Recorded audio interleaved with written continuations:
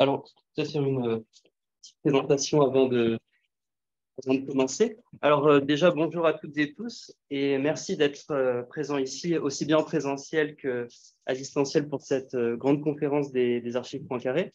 Alors, n'hésitez pas aussi, si vous ne nous entendez pas très bien, normalement, on a un dispositif qui permet de bien tout capter, donc voilà.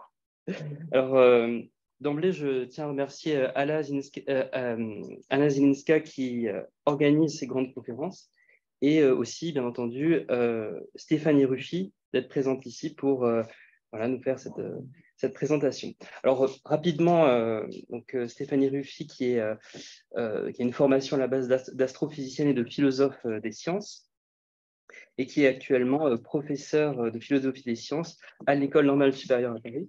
Alors pour ma part, je connais surtout Stéphanie, enfin à travers ses ouvrages sur les pluralismes scientifiques et sur notamment l'utilisation des styles de raisonnement scientifique de Yana King sur tout ce qui est simulation numérique, et aussi dans le cadre, en tout cas personnellement, de ma thèse sur les bénéfices et les risques des sciences les sciences participatives et sciences citoyennes. Et donc, de ce que j'ai compris, c'est sur ce thème que portera cette grande conférence. Donc, sans plus tarder, je laisse Stéphanie commencer. Merci beaucoup pour l'invitation. Je suis vraiment très, très heureuse que ça ait marché cette fois-ci.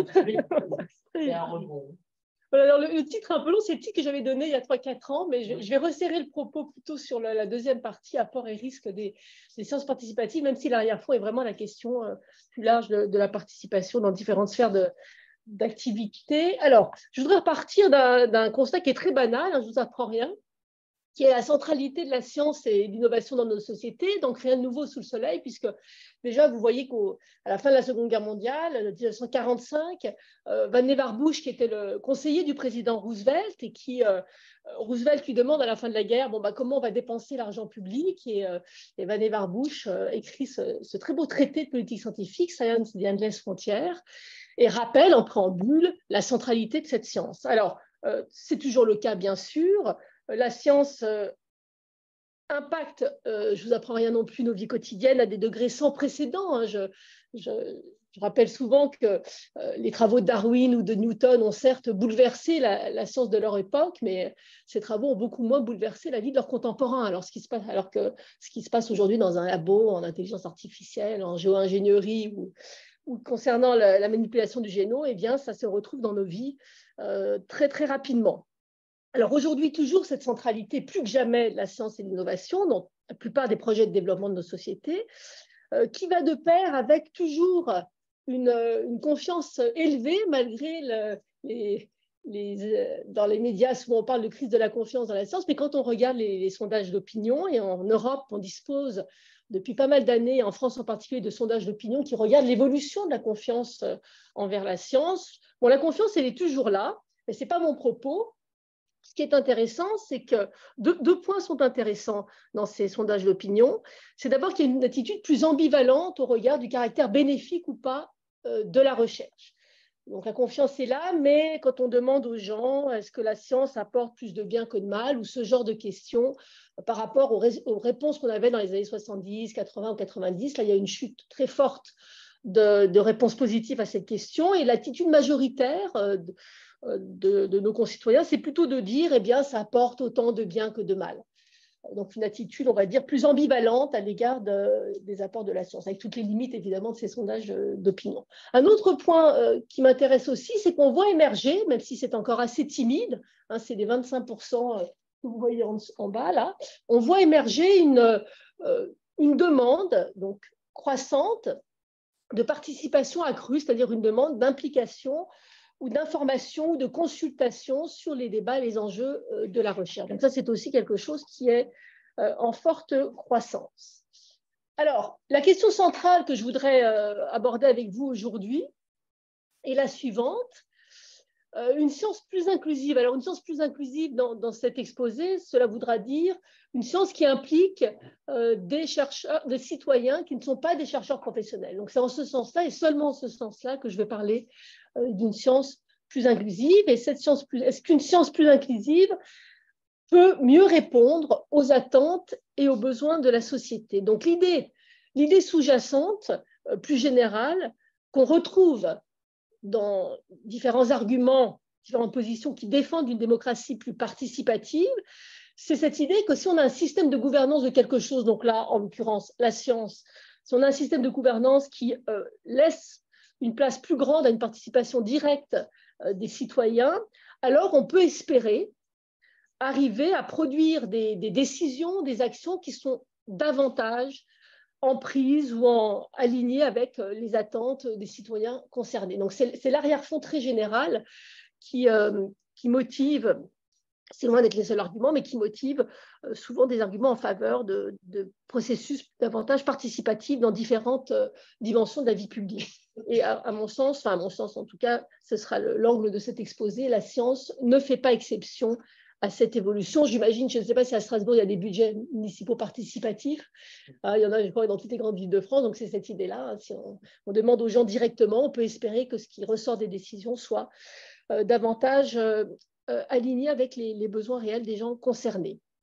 Alors, à première vue, cette idée d'ouvrir, et on va voir en quel sens, cette idée d'ouvrir la participation, d'ouvrir la production, les processus de production des connaissances à des non-professionnels, entre immédiatement en tension avec ce qui caractérise la science contemporaine depuis quelque temps, pas toujours, mais depuis un bon bout de temps maintenant, c'est l'extraordinaire entre-soi qui caractérise les communautés scientifiques.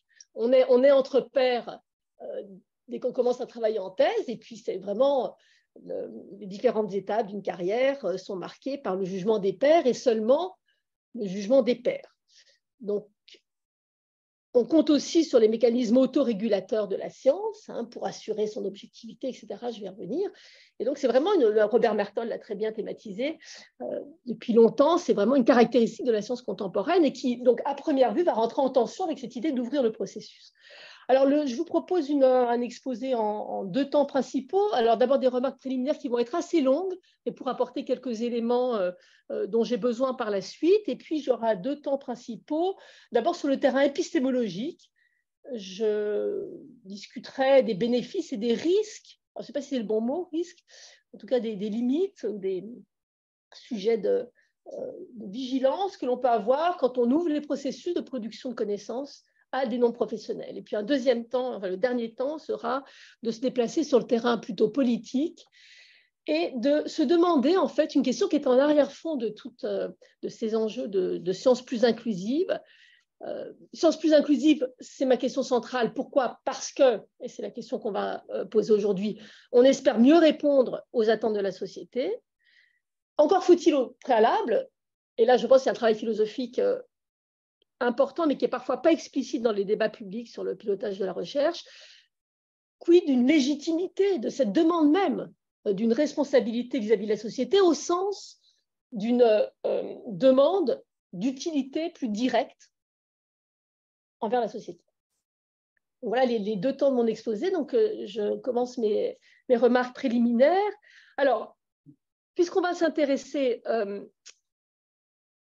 à cette question d'une science plus inclusive, d'un pilotage plus inclusif, au sens, encore une fois, d'ouverture à des citoyens, pilotage, gouvernance de la recherche. Donc, commençons déjà par rappeler dans le monde réel qui gouverne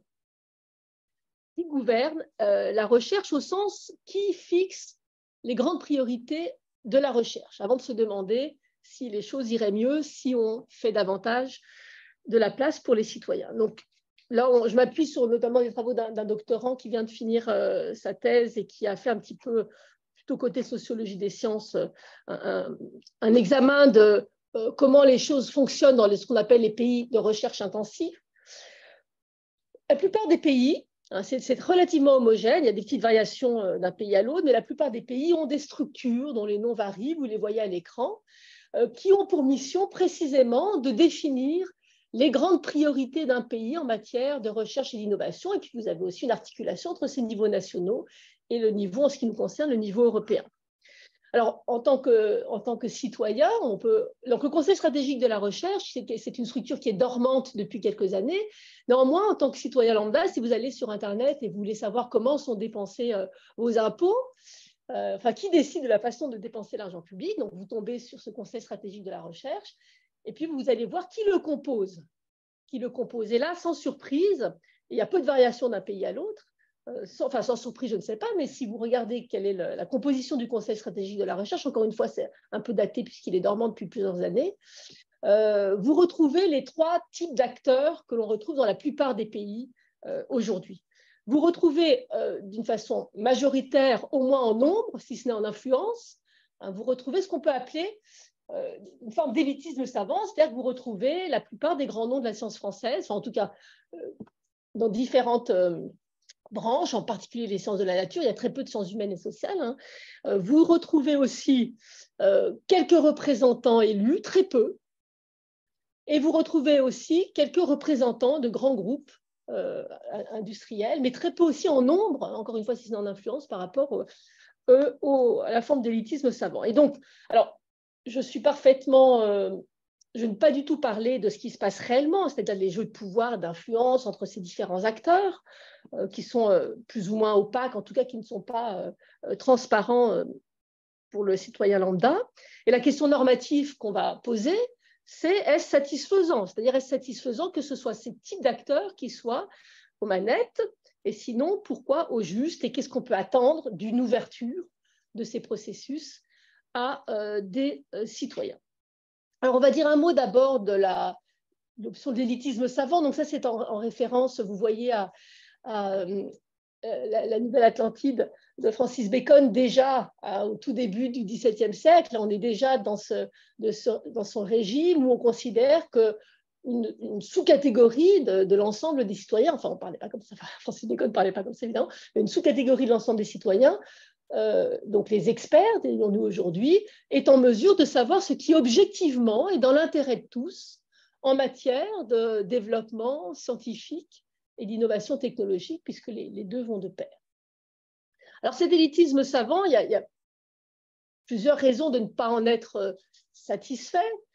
Il y a beaucoup d'arguments aujourd'hui en philosophie des sciences qui remettent en question ce type d'acteurs en ce qui concerne la gouvernance de la recherche, le pilotage thématique de la recherche. Déjà, donc c'est la première citation, je vous laisse la lire à l'écran.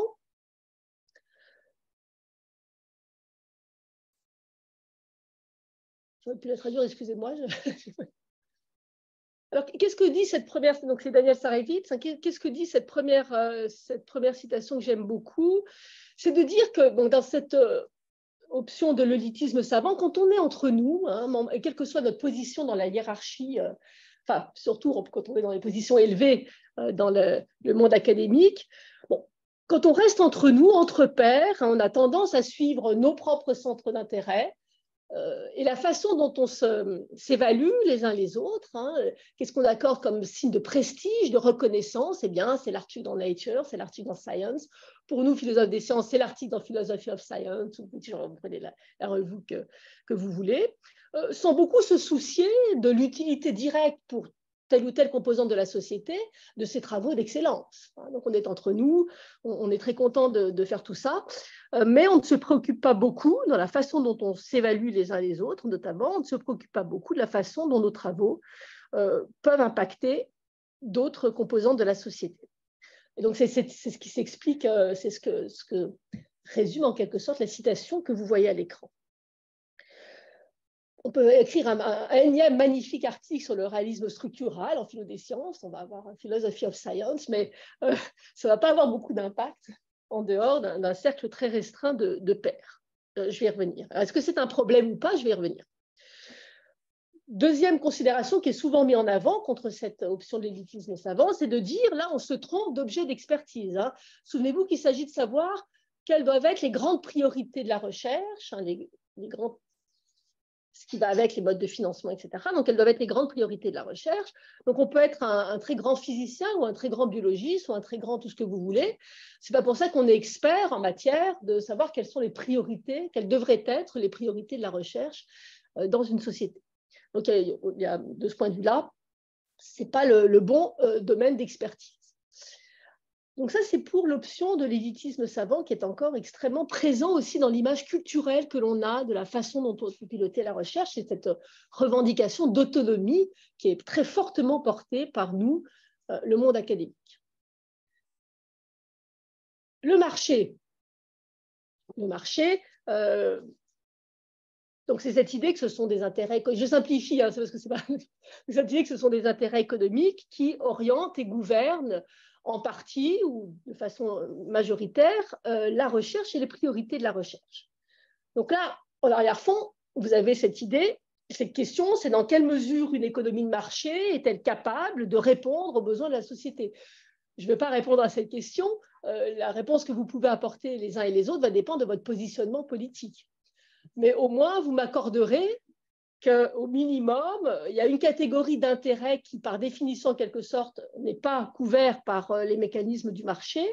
C'est justement ce qu'on peut appeler ce qui relève, et je n'aime pas cette expression parce que je ne sais pas trop ce que ça veut dire, de l'intérêt général, enfin des intérêts non marchands qui ne sauraient émerger par les activités d'un marché économique. Donc là, il y a une abondante littérature en philosophie des sciences, une littérature critique au sujet de la commercialisation, la commodification of research. C'est une littérature qui est très développée en ce moment et qui donc essaye de mettre au jour dans quelle mesure la commercialisation de la recherche empêche la recherche de répondre à d'autres intérêts que des intérêts économiques. Et puis, troisième option, vous me direz, OK, mais quid de nos représentants élus? Parce que finalement, dans une démocratie, nos chers représentants élus sont quand même en charge de se préoccuper que des décisions, des orientations d'une activité comme la recherche puissent répondre aux intérêts des gens qu'ils représentent. Alors là, évidemment, sur le papier, tout est formidable, mais on connaît aujourd'hui, c'est aussi quelque chose qui revient en permanence, la crise de la démocratie représentative. J'ai rien de particulier à dire sur cette question-là. Simplement, il faut l'avoir en tête. C'est en quelque sorte, la représentation politique est d'emblée, dans la plupart des débats aujourd'hui, d'emblée disqualifiée comme étant le bon acteur qui doit piloter la recherche. Pourquoi? Parce qu'on a cette idée que les décisions que prendraient nos représentants ou nos gouvernants seraient biaisées vers des intérêts à court terme, économiques, etc., etc. Ou que le temps politique, comme on dit très souvent, il y a l'élection, donc pour se faire élire, il faut des résultats à court terme, etc. Donc c'est ce genre d'argument qu'on voit sans cesse dans le débat public et qui, en quelque sorte, disqualifie la représentation politique comme étant le bon acteur pour piloter la recherche. En tout cas, dans cette situation réelle, il n'y a pas ni de façon ni de près ni de loin d'intervention directe du citoyen lambda dans le pilotage de la recherche.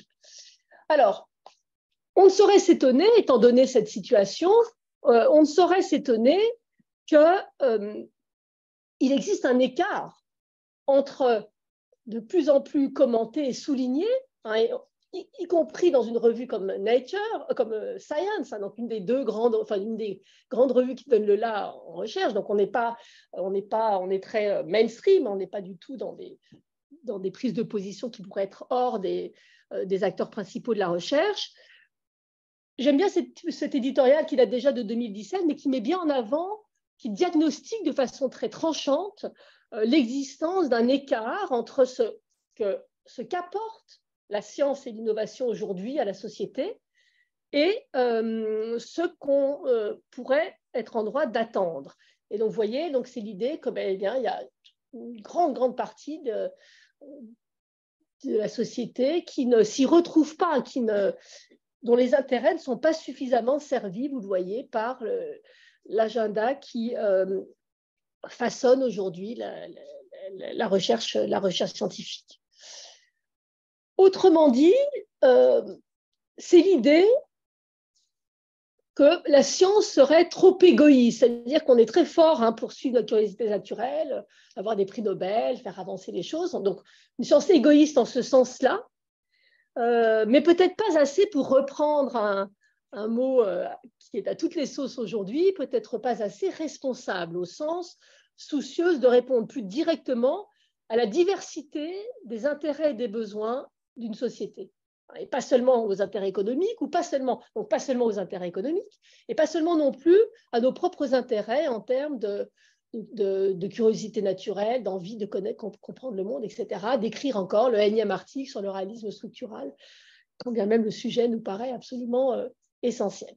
Donc, une science trop égoïste, pas assez responsable. Et donc là, vous retrouvez au niveau européen toute cette rhétorique, si j'ose dire, autour de cette notion de science responsable. Et vous voyez émerger, en tout cas, vous voyez apparaître ici, pardon, l'idée que pour réduire cet écart entre ce que la science apporte à la société et les attentes et besoins de la société, on ne s'interroge pas sur la façon dont on peut les déterminer pour le moment, eh bien, l'idée, c'est de faire davantage participer les citoyens.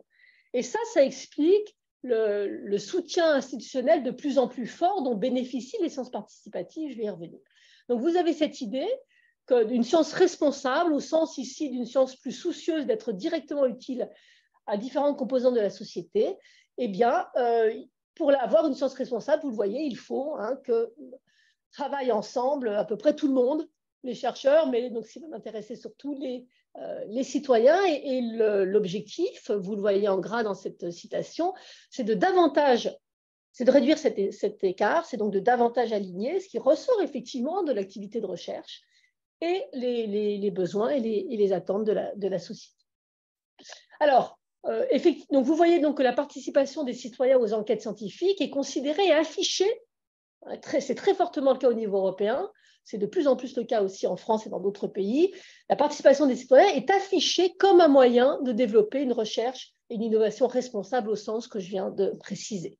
Alors, on ne s'emballe pas pour autant parce que quand on regarde la production scientifique, on s'aperçoit qu'il n'y a que 0,02% de toutes les... Alors, le chiffre est, je pense, un peu vieux maintenant, je n'ai pas mis à jour. 0,02% de toutes les publications qui relèvent de sciences participatives, et je vais donner des exemples de sciences participatives.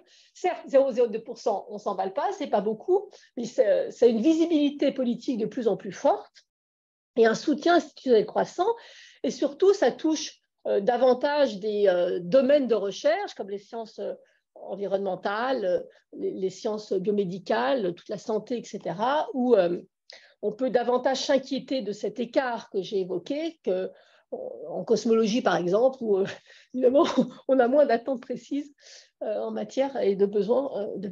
OK, donc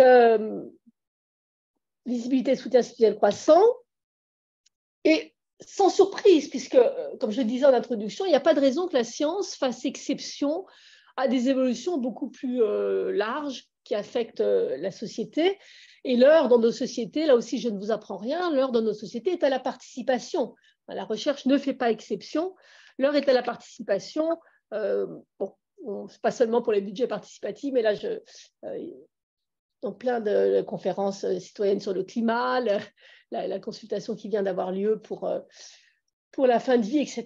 Donc, les dispositifs de consultation citoyenne sous différentes formes se multiplient dans nos démocraties, sont un objet de recherche aussi en plein développement.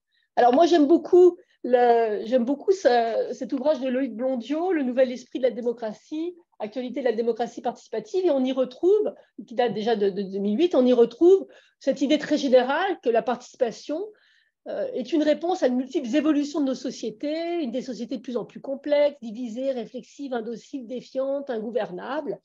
Je ne vais pas du tout rentrer dans le détail de ce que propose Loïc Blondiot, mais je voudrais vraiment souligner qu'il n'y a aucune raison de penser que la recherche fasse exception à la fois à ces évolutions qui affectent aussi à ce que l'on attend de la recherche et à cette demande que j'ai souligné au tout départ dans le sondage d'opinion, d'être davantage consulté, impliqué dans ce qui se passe dans cette sphère d'activité qui nous impacte fortement. Alors, dernier élément de remarque préliminaire, si je ne me trompe pas. Voilà. Dernier élément, c'est juste de rappeler, puisque là, je vais me concentrer sur la question donc, de la participation des citoyens au processus de production de connaissances. Qu'est-ce qu'on entend exactement par science participative? Donc là, je vais reprendre une typologie. Je vais reprendre une typologie assez courante dans la littérature sur les sciences participatives. Première forme de science participative qui correspond, on va dire, à un engagement minimal du citoyen en tant que non professionnel. C'est ce qu'on peut appeler la science contributive. Donc là, les citoyens, donc là, c'est la forme historiquement la plus ancienne de science participative. Le Muséum d'histoire naturelle a pratiqué ce genre de science participative depuis bien longtemps, par exemple. Donc là, vous avez simplement les citoyens qui sont de façon plus ou moins passive ou active, collectent des données. Donc, je vous laisse lire les exemples, hein, je ne rentre pas dans les détails. En astronomie, c'est très développé, dans les sciences de l'environnement et dans beaucoup d'autres domaines. Une forme où l'engagement des non-professionnels est plus fort, en tout cas commence à poser des questions épistémologiques peut-être plus substantielles, ce sont ce qu'on peut appeler les sciences collaboratives. Et donc là, les chercheurs, les scientifiques, nous sommes encore aux manettes des programmes de recherche, mais on va considérer que certaines parties de la population ont une expertise intéressante et on va donc impliquer cette partie de la population dans l'enquête scientifique qui est programmée, qui est conçue. On le trouve d'une façon très répandue en agronomie, par exemple, hein, ou aussi, historiquement, ça a été très important avec l'épisode, avec donc, dans le côté de la biomédecine, excusez-moi, par exemple, où on s'est aperçu que prendre en compte l'expertise des patients, c'était typiquement le cas pendant l'épidémie du sida, est tout à fait épistémiquement bénéfique pour à la fois avoir une meilleure compréhension du phénomène et agir avec plus d'efficacité dans le vrai monde. Et puis la dernière forme de science participative que je commenterai est ce qu'on peut appeler une science co-créée ou community-based research. Excusez-moi, je ne sais pas en français comment traduirais, je me tourne vers vous. Science pardon. Voilà, bon, on va dire pareil, d'accord. Donc là, c'est très différent parce que le choix des questions de recherche, de ce qui deviendra une question de recherche, ne vient pas des chercheurs, du monde académique, mais vient du groupe de personnes qui a intérêt à résoudre un problème. Donc, c'est vraiment la grande différence et on le retrouve, ce type de science participative, à nouveau, par exemple, dans les sciences de l'environnement ou dans tout ce qui concerne la santé, la biomédecine, etc. Alors, une dernière forme, donc ça, ce sont pour les trois grandes formes de participation des citoyens au processus même de production des connaissances et d'expertise. Il y a une quatrième forme de participation des citoyens qui, elle, n'existe pas encore dans le monde réel, et je l'ai dit tout à l'heure, c'est la participation des citoyens dans le choix des priorités globales de la recherche. On a vu tout à l'heure que le citoyen est absent de ce jeu, ce rapport de force entre élitisme savant, le marché, enfin les acteurs économiques et les gouvernements ou différentes instances politiques. Donc là, la référence, c'est en tout cas le premier philosophe des sciences qui a vraiment mis, enfin le premier, en tout cas dans la période récente, philosophe des sciences qui a vraiment opéré ce tournant politique de la philosophie des sciences en posant cette question qui doit décider des grandes orientations de la recherche, c'est Philip Kitcher dans ce livre Science, Truth and Democracy de 2001 que vous voyez à l'écran dans sa version française. Alors, j'en viens après, c'est quelques éléments, c'est comme un préliminaire, j'en viens au vif du sujet, enfin, me direz-vous.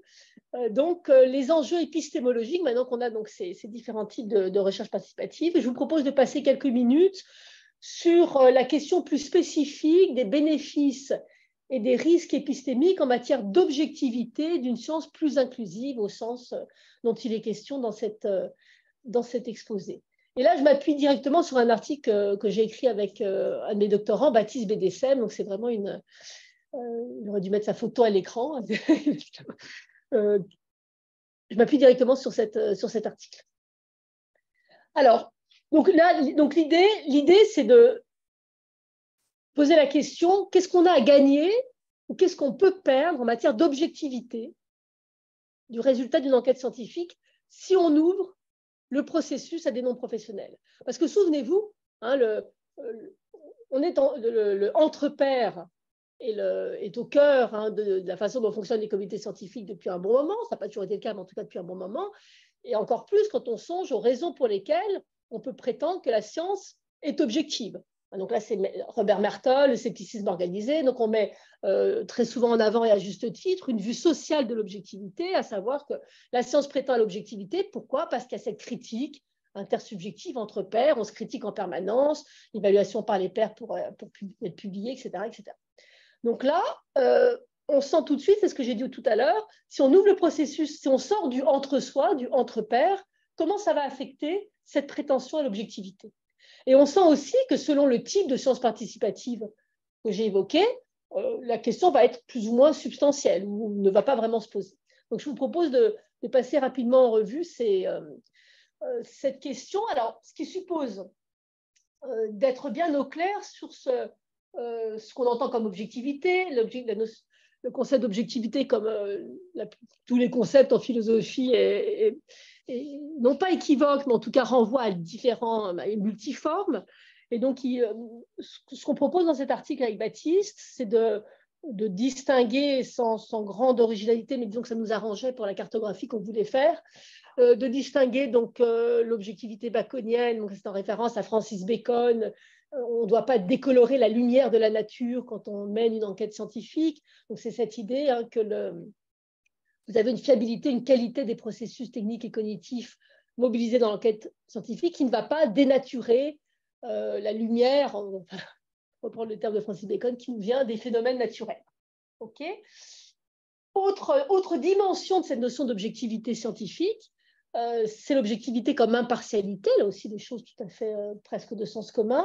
Donc c'est cette idée qu'il n'y a pas de distorsion par des biais ou des préférences individuelles, qu'elles soient d'ordre idéologique, politique, esthétique. Enfin, le cas de l'esthétique, c'est un peu différent, mais bon, tout ce que vous voulez. Donc là, c'est l'idée que selon vos intérêts non cognitifs explicites, ces intérêts non cognitifs explicites, on en a tous, eh bien, elles ne doivent pas distordre le résultat de votre enquête scientifique. Et puis l'objectivité interactive, elle est sur un plan différent. C'est une objectivité en quelque sorte instrumentale vis-à-vis des deux autres, qui permet d'obtenir les deux autres.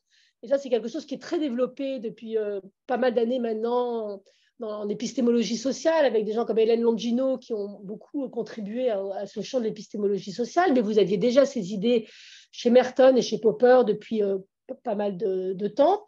Eh bien, c'est ce que je disais tout à l'heure, c'est-à-dire qu'à l'origine de cette objectivité, que ce soit au sens 1 ou au sens 2, eh bien, vous avez des processus de discussion critique entre agents épistémiques qui sont en place et qui permettent de mettre au jour les biais éventuels qui peuvent affecter votre travail individuellement ou dans un certain collectif.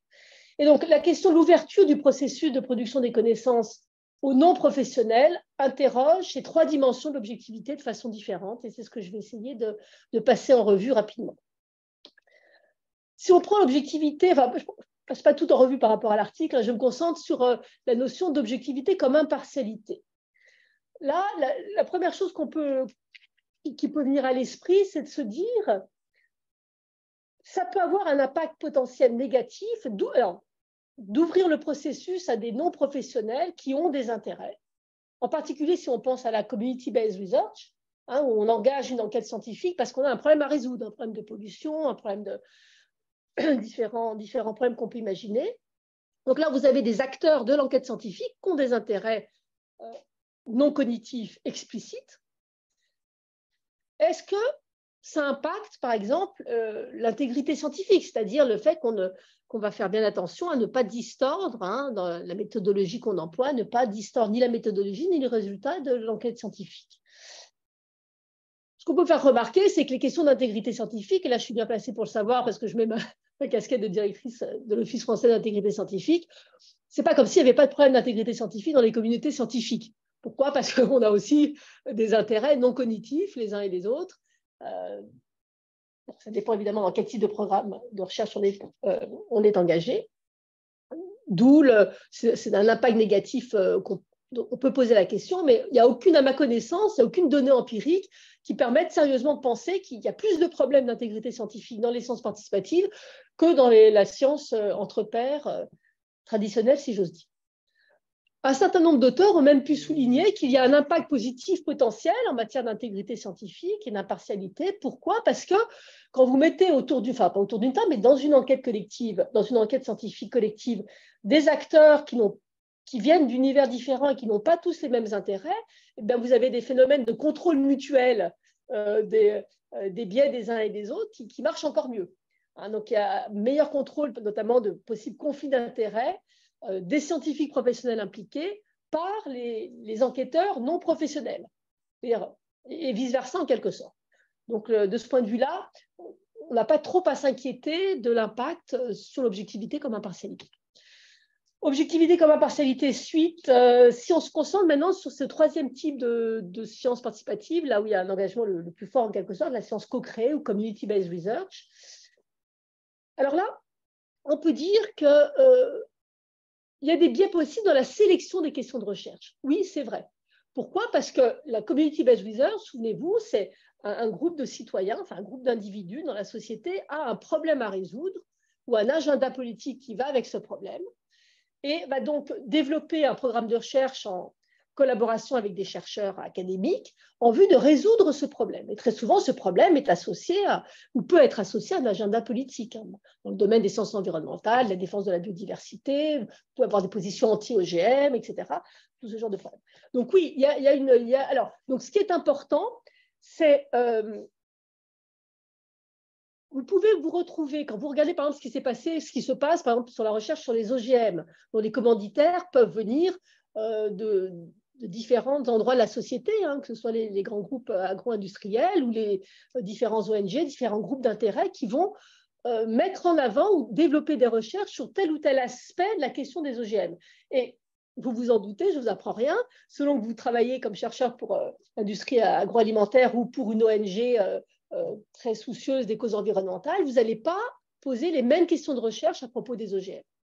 Donc, quand bien même la réponse que vous apportez à la question, plaçons-nous dans le monde où la réponse est objective, au sens où elle n'est pas distordue par vos préférences, quand bien même donc, la recherche se passe bien pour répondre à cette question-là, vous allez avoir une vision globalement objective du caractère désirable ou non des OGM que si vous êtes capable de développer des recherches qui couvrent bien toutes les dimensions de la question et pas seulement certaines dimensions au détriment d'autres. Et donc, ce n'est pas vraiment mon sujet, mais on peut dire, je vais trop vite, mais on pourrait y revenir dans la discussion. Et c'est sans doute une mission extrêmement importante de la recherche publique que de se soucier que sur une question qui a de multiples dimensions et de multiples questions de recherche associées, il n'y ait pas d'angle mort, c'est-à-dire qu'il n'y ait pas de trou dans la raquette dans les types de savoir qu'on peut avoir sur un même phénomène. Et qu'on puisse, en connaissance de cause, c'est-à-dire en ayant une bonne recherche de qualité sur tous les aspects du phénomène, à ce moment-là, envisager une action politique. Et on est loin du compte dans la plupart des cas. Objectivité interactive,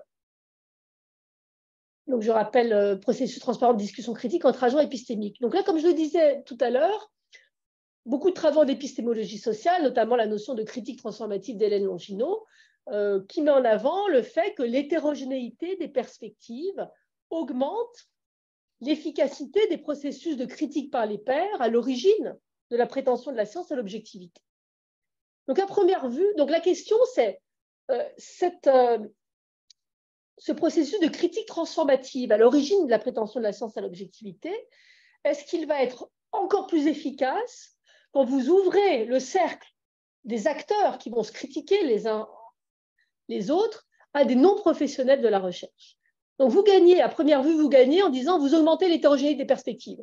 Parce que le milieu de la recherche, c'est bien connu, on n'est pas très hétérogène par rapport au reste de la société. Donc, il faut regarder par grand champ de recherche, mais on n'est vraiment pas à la pointe de l'hétérogénéité sous différents aspects. Donc, à première vue, on pourrait dire là, il y a quelque chose à gagner. D'ailleurs, toute l'histoire des sciences, toute l'histoire féministe des sciences, c'est toujours tous ces cas où on s'aperçoit qu'il y avait des biais qui étaient partagés par l'ensemble d'une communauté scientifique. Il faut des acteurs extérieurs qui viennent dire mais attendez, là, vos hypothèses d'arrière-fond, vous ne les voyez pas parce qu'elles sont communes, vous les avez en commun, mais elles sont quand même tout à fait là et elles façonnent et biaisent les résultats produits par la communauté scientifique concernée. Donc, ça, c'est pour le côté positif, en quelque sorte, de cette ouverture. Mais des difficultés de principe surgissent et je n'ai pas la réponse. C'est pas mal de gens qui travaillent en philosophie des sciences aujourd'hui sur ces questions. Le fait qu'on ne soit plus entre pairs, ce qui caractérisait aussi le fait d'être entre pairs, c'est qu'on est censé être réceptif à la critique. Alors, on l'est plus ou moins, d'accord, mais en tout cas, en principe, on est censé être réceptif à la critique et réviser notre article, etc. Bon, okay. Si vous mettez des acteurs non professionnels qui n'ont pas été donc formés au moule des doctorats, du machin, de la publication scientifique, etc., donc dans ce jeu de critique par les pairs permanent, est-il réaliste d'attendre une réceptivité à la critique? Déjà, nous, parfois, on n'y arrive pas ou pas assez, mais pourtant, on est complètement formaté depuis le début du doctorat à ça. Qu'en est-il? Donc là, il y a un aspect aussi sociologique, c'est-à-dire, moi, je n'ai pas de réponse à ça. Ce qui va avec, c'est aussi quid d'un désaccord sur les normes centrales de justification. Là aussi, c'est cette très grande fermeture du champ scientifique. Bourdieu l'a très bien expliqué dans son livre Sciences de la science et réflexivité. La fermeture du champ scientifique se traduit par ce partage d'un certain nombre de normes de justification, notamment le tribunal de l'expérience, qui se décline de façon différente dans telle ou telle branche. Évidemment, ces normes centrales de justification, elles sont évidentes pour nous, au bout d'un moment, elles sont évidentes pour nous. On n'est déjà pas toujours d'accord sur l'impact, mais en tout cas, on peut imaginer qu'effectivement, quand vous ouvrez à des non-professionnels, vous pouvez avoir des situations où il y a un désaccord sur les normes même de justification, en amont, en quelque sorte, d'un désaccord éventuel sur l'interprétation de données ou des choses comme ça. OK. Une autre chose qui est pas mal discutée en ce moment en philosophie des sciences et en épistémologie sociale, c'est aussi ce qu'on appelle le risque de la diversité démographique. C'est un article de Daniel Steele, donc là, qui est basé surtout sur des études empiriques. Parce que dans ce processus de critique entre pairs, l'hypothèse de défaut, c'est qu'on se fait confiance. C'est-à-dire qu'on imagine qu'on n'a pas triché pour falsifier les données, je ne sais pas quoi. Donc c'est l'hypothèse, en tout cas, c'est l'hypothèse de défaut qui fait que l'on peut fonctionner sans toujours réinterroger cela. Mais pourquoi on a cette confiance mutuelle entre agents? Parce qu'on est, encore une fois, on a été formés dans une même communauté. Et à un moment, le doctorat est très symbolique pour ça. Vos pairs, à un moment, vous disent, ça y est, tu es un des nôtres. Et à chaque étape, ça continue, l'HDR. Donc là, cette communauté fait qu'on présuppose qu'on partage un certain nombre d'accords sur les normes de justification, qui fait qu'on se fait confiance mutuellement sans remettre en cause ces choses-là. Si vous augmentez la diversité démographique au sens de personnes qui n'ont pas suivi la même formation professionnelle, à ce moment-là, des études empiriques montrent que les échanges, la capacité de se critiquer peut être fortement entravée parce qu'il manque ce socle culturel commun. C'est assez intuitif en fait. C'est assez intuitif. Et donc une question qui se pose vraiment aujourd'hui et qui est encore très ouverte, beaucoup de gens travaillent aujourd'hui là-dessus, c'est quel type de diversité est potentiellement bénéfique pour augmenter l'efficacité de ces critiques transformatives. Il faut que j'accélère. Donc pour résumer, bénéfice potentiel épistémique. J'arrive à la fin de ma première partie, ça va. Bénéfice potentiel épistémique, une science plus inclusive peut, sous certaines conditions, être une meilleure science épistémiquement, en particulier quand il s'agit de résoudre des problèmes dits locaux, c'est-à-dire des problèmes que se pose un groupe de personnes, que ce soit encore une fois dans le domaine des sciences environnementales ou dans d'autres domaines. Mais des difficultés qui résultent, je l'ai évoqué sans doute trop rapidement, des difficultés qui résultent de l'absence de culture professionnelle commune ou de l'absence d'un ethos partagé, pour reprendre l'expression bien connue de Merton. Et ce qu'on peut mettre en avant, c'est que là, la question, ce n'est pas seulement, comme on l'entend toujours dire, qu'il faut éduquer, entre guillemets, le citoyen lambda à la démarche scientifique. Alors, je ne suis pas en train de dire qu'il ne faut pas le faire, mais c'est qu'une partie de l'histoire. C'est-à-dire que pour qu'une interaction elle soit féconde entre deux personnes, il y a les deux personnes. Donc, il ne faut pas juste, entre guillemets, en éduquer une ou se préoccuper du bagage de l'une si on ne se préoccupe pas de la capacité aussi de l'autre à interagir. Et là, on n'est pas formé à interagir avec d'autres gens que nos pairs. Regardez ici, voyons, on est tout le temps entre pairs. Donc, on n'est pas formé, c'est pas du tout dans le... On n'est pas formé et ce n'est pas valorisé aussi dans les carrières. Donc, voilà, il faut avoir en tête les deux bouts, les deux types d'acteurs. Alors, donc là, ça termine cette première partie qui était sur donc, le terrain épistémologique. qui essayait donc de mettre en avant à la fois les bénéfices et puis les points de vigilance et les actions à mener pour que cette interaction entre chercheurs professionnels et non professionnels puisse être féconde, et en particulier ne pas remettre en question la prétention de l'enquête scientifique à l'objectivité. Comme le soulignait la sociologue Sheila Jasanoff, ce n'est certainement pas la seule raison, ces gains épistémiques potentiels, ce n'est certainement pas la seule raison que l'on a de soutenir ou de vouloir développer les sciences participatives. Et donc, j'aime bien cette citation de Sheila Jasanoff. Il y a bien d'autres raisons, et là, on arrive sur le terrain proprement politique, il y a bien d'autres raisons de s'intéresser aux sciences participatives au-delà de ces gains épistémiques potentiels. Divers bénéfices politiques sont attendus, donc bon, structuration des débats publics, adhésion, responsabilité des citoyens, bon, c'est pas de cela dont je veux parler. Moi, ce dont je veux parler précisément aujourd'hui, c'est, souvenez-vous, c'est ma question principale. L'enjeu principal, c'est de réduire cet écart que j'ai souligné au début, c'est de réduire cet écart entre ce que délivre la science et les besoins et les attentes de la société. Souvenez-vous cet éditorial de Nature. Alors, dans quelle mesure des formes de recherche participative permettent de réduire cet écart? Si on prend la forme community-based research, ça m'agace de parler à moitié en anglais, la recherche communautaire. Voilà, c'est ridicule, c'est un mauvais accent en plus. Donc la recherche communautaire, donc là, le bénéfice politique est direct. Pourquoi? Parce que si vous mettez des moyens académiques au service d'un groupe de citoyens qui a un problème à résoudre, eh bien, par définition même, vous allez réduire l'écart. Okay, donc ça marche. Il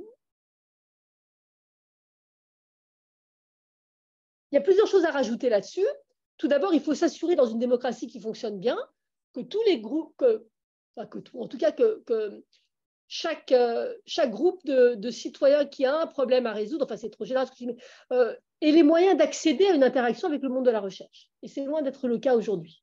Donc là, que ce ne soit pas seulement certains acteurs dominants pour des raisons économiques ou politiques qui puissent avoir accès au développement de ces types de sciences communautaires.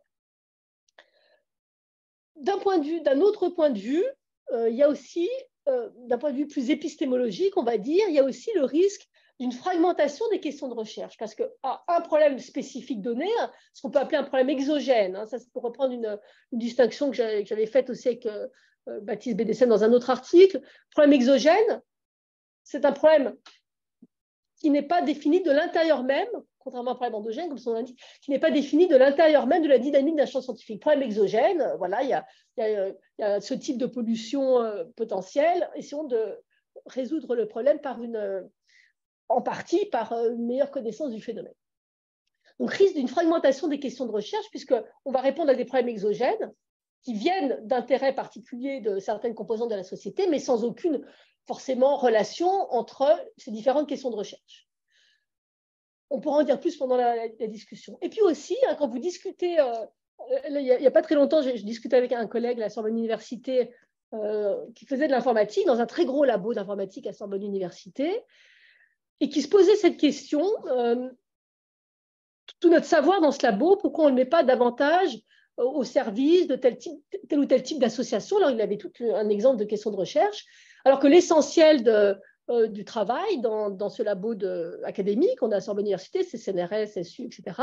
L'essentiel des programmes de recherche sont des programmes, par exemple, avec Thales ou avec d'autres grands groupes comme ça. Et pourquoi? Et ça m'avait frappé. Pourquoi? Parce qu'il me dit, parce que les questions sont beaucoup plus intéressantes. C'est-à-dire que les questions posées, par exemple, par Thales ou par d'autres grands groupes sont des questions à long terme qui vraiment vous permettent de faire une recherche très pointue. Et c'est ça qui va vous permettre d'avoir un article dans Nature et pas d'aller travailler avec l'association machin, l'association qui a un problème plus concret, etc. Donc là, et étant donné la façon dont fonctionnent les communautés scientifiques, nos systèmes de promotion, de médailles, de carottes, etc., ce n'est pas du tout négligeable, cet aspect-là. Et donc, la question normative, que je pose, c'est des considérations de ce type, c'est-à-dire on va peut-être avoir moins d'articles dans Nature et puis des questions de recherche qui ne vont pas forcément à long terme s'articuler les unes les autres pour faire de grandes avancées dans le champ scientifique. Est-ce que ces considérations de ce type, elles doivent l'emporter pour valoriser un certain type de recherche plutôt qu'un autre? C'est-à-dire, est-ce qu'elles doivent l'emporter pour valoriser un certain type de recherche plus traditionnelle? C'est-à-dire qu'on trouve le problème vraiment intéressant, on essaye de le résoudre et puis on verra bien si un jour c'est utile, au détriment de recherches dont l'utilité sociale est tout de suite visible, puisque ça a été, la question de recherche a été construite à partir du problème exogène. Okay. Alors, je ne sais plus comment je fais. Donc, voilà. Donc ça, voilà, ça c'est vraiment une question normative. Et c'est une question qu'il faut qu'on se pose, nous, monde académique. Parce qu'il y a clairement un écart. Alors, je ne sais pas vous, hein, comment vous avez envie de répondre. Alors, peut-être on a envie de répondre, bah oui, on devrait valoriser davantage ce type de recherche directement utile socialement. Mais ce n'est pas du tout le cas dans la façon dont fonctionnent les communautés scientifiques. Tout le système d'incentive de la recherche, hein, quand on recrute quelqu'un au CNRS, quand on demande la classe exogène ou je ne sais pas quoi, en général, ce n'est pas ça qui vous fait l'avoir. Donc, si on veut que ça change, c'est nous qui sommes aux manettes. Et plus on est haut dans la hiérarchie académique, plus on est aux manettes de faire changer le système d'évaluation entre pairs pour que ce type de recherche plus utile directement sociétalement, comme on dit aujourd'hui, soit valorisé, davantage valorisé. Bon, on pourra y revenir. Alors, je reviens à ma question, fin de la digression, je reviens à ma question. Donc là, pour ce qui concerne les formes de sciences participatives de type sciences communautaires, le gain politique est immédiat. Okay. Qu'en est-il de la dernière forme de participation que j'ai évoquée, qui n'existe pas encore de façon complètement anecdotique, c'est-à-dire faire participer les citoyens dans le choix des grandes priorités de la recherche. Là aussi, sur le papier, le bénéfice est direct. Hein, c'est l'arrière-fond que je disais en faveur de davantage de participation directe des citoyens dans plein de sphères de décision de politique publique. On va réduire cet écart entre ce que la science délivre et ce dont on a besoin en écoutant, en consultant ou en faisant participer plus directement les citoyens. Alors comment? Ça, ce n'est pas une question que je vais du tout aborder aujourd'hui.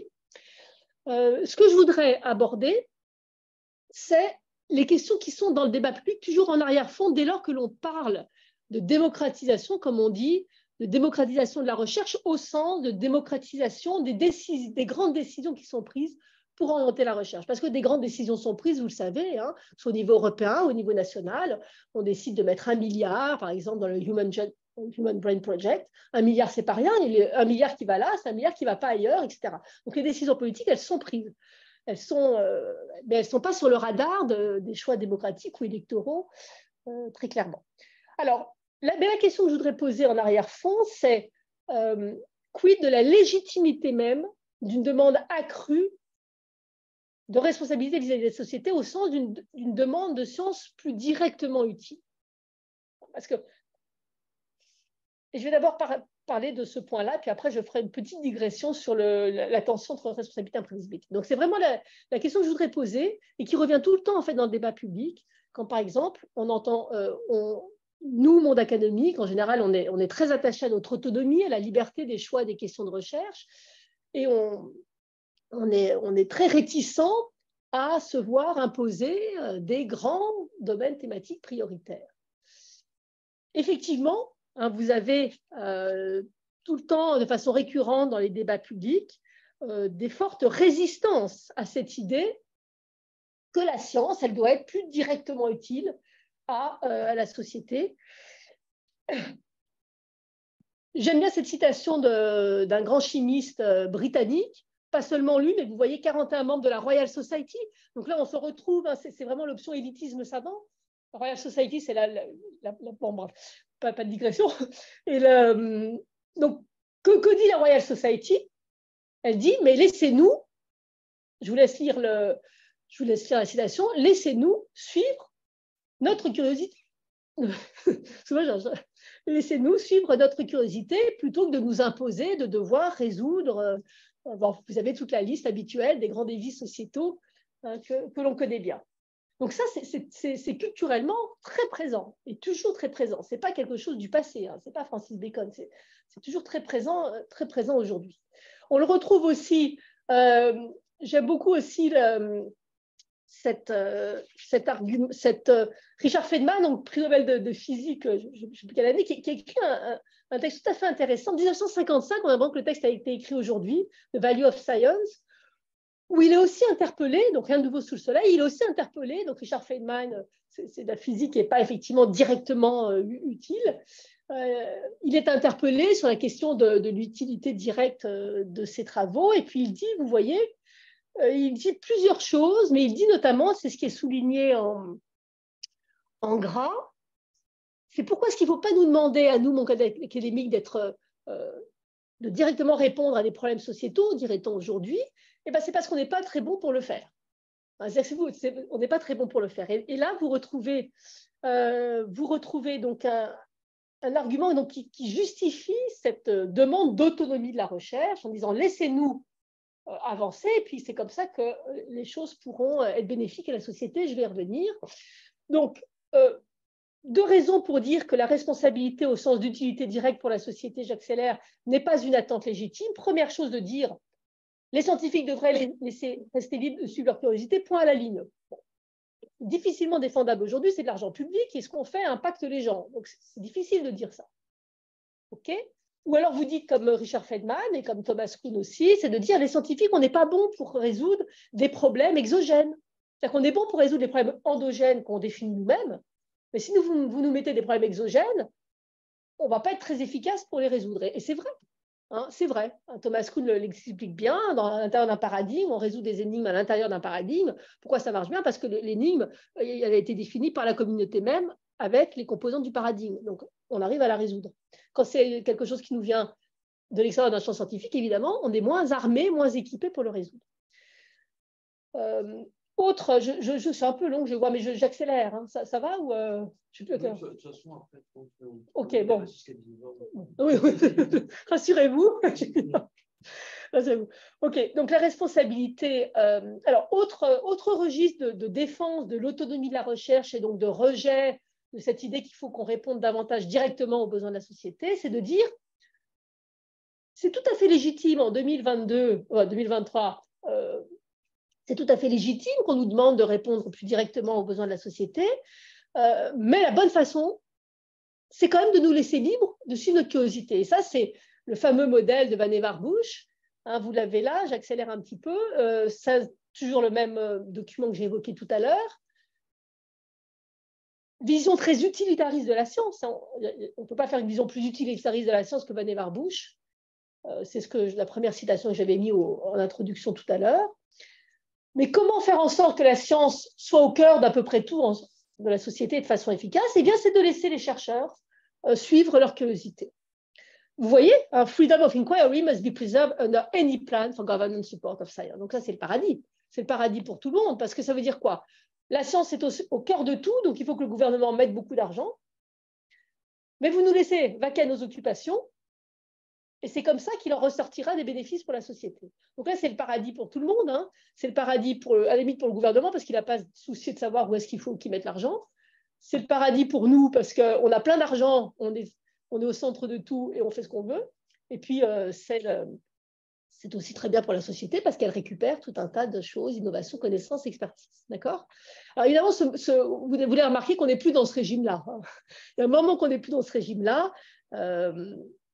C'est très bien documenté justement dans ce livre de Gaston, Between Politics and Science, qui raconte la façon dont on s'est écarté de ce modèle qui était mis en avant après la Seconde Guerre mondiale, à partir notamment des années 1970. On retrouve notamment des analyses du Congrès américain très intéressantes où certains membres du Congrès américain commencent exactement à se poser ces questions. Mais attendez, là, est-ce que c'est formidable ce modèle, mais est-ce qu'on en a pour notre argent? Hein, est-ce qu'on en a pour notre argent au sens, la science n'est peut-être pas trop égoïste, comme je l'ai évoqué tout à l'heure. Bref, ce modèle en cascade n'est plus tenable pour plein de raisons, qui sont d'ailleurs reconnues au cœur même des mainstream de la science. Vous voyez toujours le même éditorial de Nature. On peut plus raconter la même histoire. C'est-à-dire qu'on ne peut plus raconter en 2023, donnez-nous de l'argent, on va remplir un réservoir de connaissances, et puis vous allez avoir tout un tas de choses formidables. Par exemple, le laser, l'incontournable laser, vous avez remarqué, dès qu'il y a une tribune dans les médias pour l'autonomie de la recherche, il y a toujours le laser qui apparaît. Le laser, c'est l'exemple même qui aurait pu dire, que quand on a financé la recherche fondamentale en mécanique quantique, qui aurait pu dire qu'on aurait le laser 40 ou 50 ans, 60 ans après, je crois. Donc c'est vraiment ce narratif qui est encore extrêmement présent dans le débat public quand il s'agit de l'autonomie de la recherche. Pourquoi c'est plus tenable? Donc là, je fais référence à un autre article que j'ai écrit il y a quelques années. D'abord, c'est plus tenable dans les faits, mais aussi normativement. Pourquoi? Parce que c'est simplement de prendre acte que les attentes au regard de la recherche ont évolué, parce que la place de la recherche a évolué, donc les attentes de la recherche ont évolué. Et très clairement, on a évolué vers des attentes plus pressantes et plus ciblées à l'égard de la recherche. Je vais l'expliquer en 2 mots. C'est pour ça que j'aime bien cette citation de Neil Lane, qui est un ancien directeur de la NSF, qui a été aussi conseiller, si je me souviens bien, conseiller scientifique de Clinton pendant des années. Donc, c'est prendre acte du fait que le type d'attente qu'on pouvait avoir vis-à-vis de la recherche à 40, 50 ans, ou encore plus au temps de Newton et de Darwin, n'a plus grand-chose à voir avec le type d'attente qu'on peut avoir aujourd'hui au regard des activités de recherche. Autrement dit, et c'est ce que je mets souvent en avant quand j'ai l'occasion de m'exprimer sur ce sujet, le fait qu'il y ait des attentes plus ciblées, plus pressantes, donc une demande d'utilité sociale directe plus pressante, peut être vu comme le revers de la médaille, en quelque sorte, du succès même de la science. C'est-à-dire que du fait que la science soit au cœur de nombre de projets de développement de nos sociétés, et pas seulement de la croissance économique, de plein d'autres dimensions, en particulier dans le domaine de la santé, dans le domaine du vieillissement, enfin dans à peu près tous les grands défis sociétaux que l'on identifie, eh bien c'est le revers de la médaille du succès même de la science, au cœur de nombreux projets de développement. Donc, on ne peut pas à la fois revendiquer une centralité, un degré de centralité fort dans les activités d'une société, et puis en même temps revendiquer qu'on nous laisse vaquer à nos occupations. Là, disons qu'on ne peut pas avoir les deux. Donc, soit on est moins important et on vaque à nos occupations, soit ce qu'on fait impacte la vie des gens, et à ce moment-là, on ne peut plus simplement vaquer à nos occupations. Autrement dit, on peut dire qu'on passe, et ça c'est très bien thématisé aussi par tout un tas de travaux de Science and Technology Studies, on passe d'un régime d'offre à un régime de demande.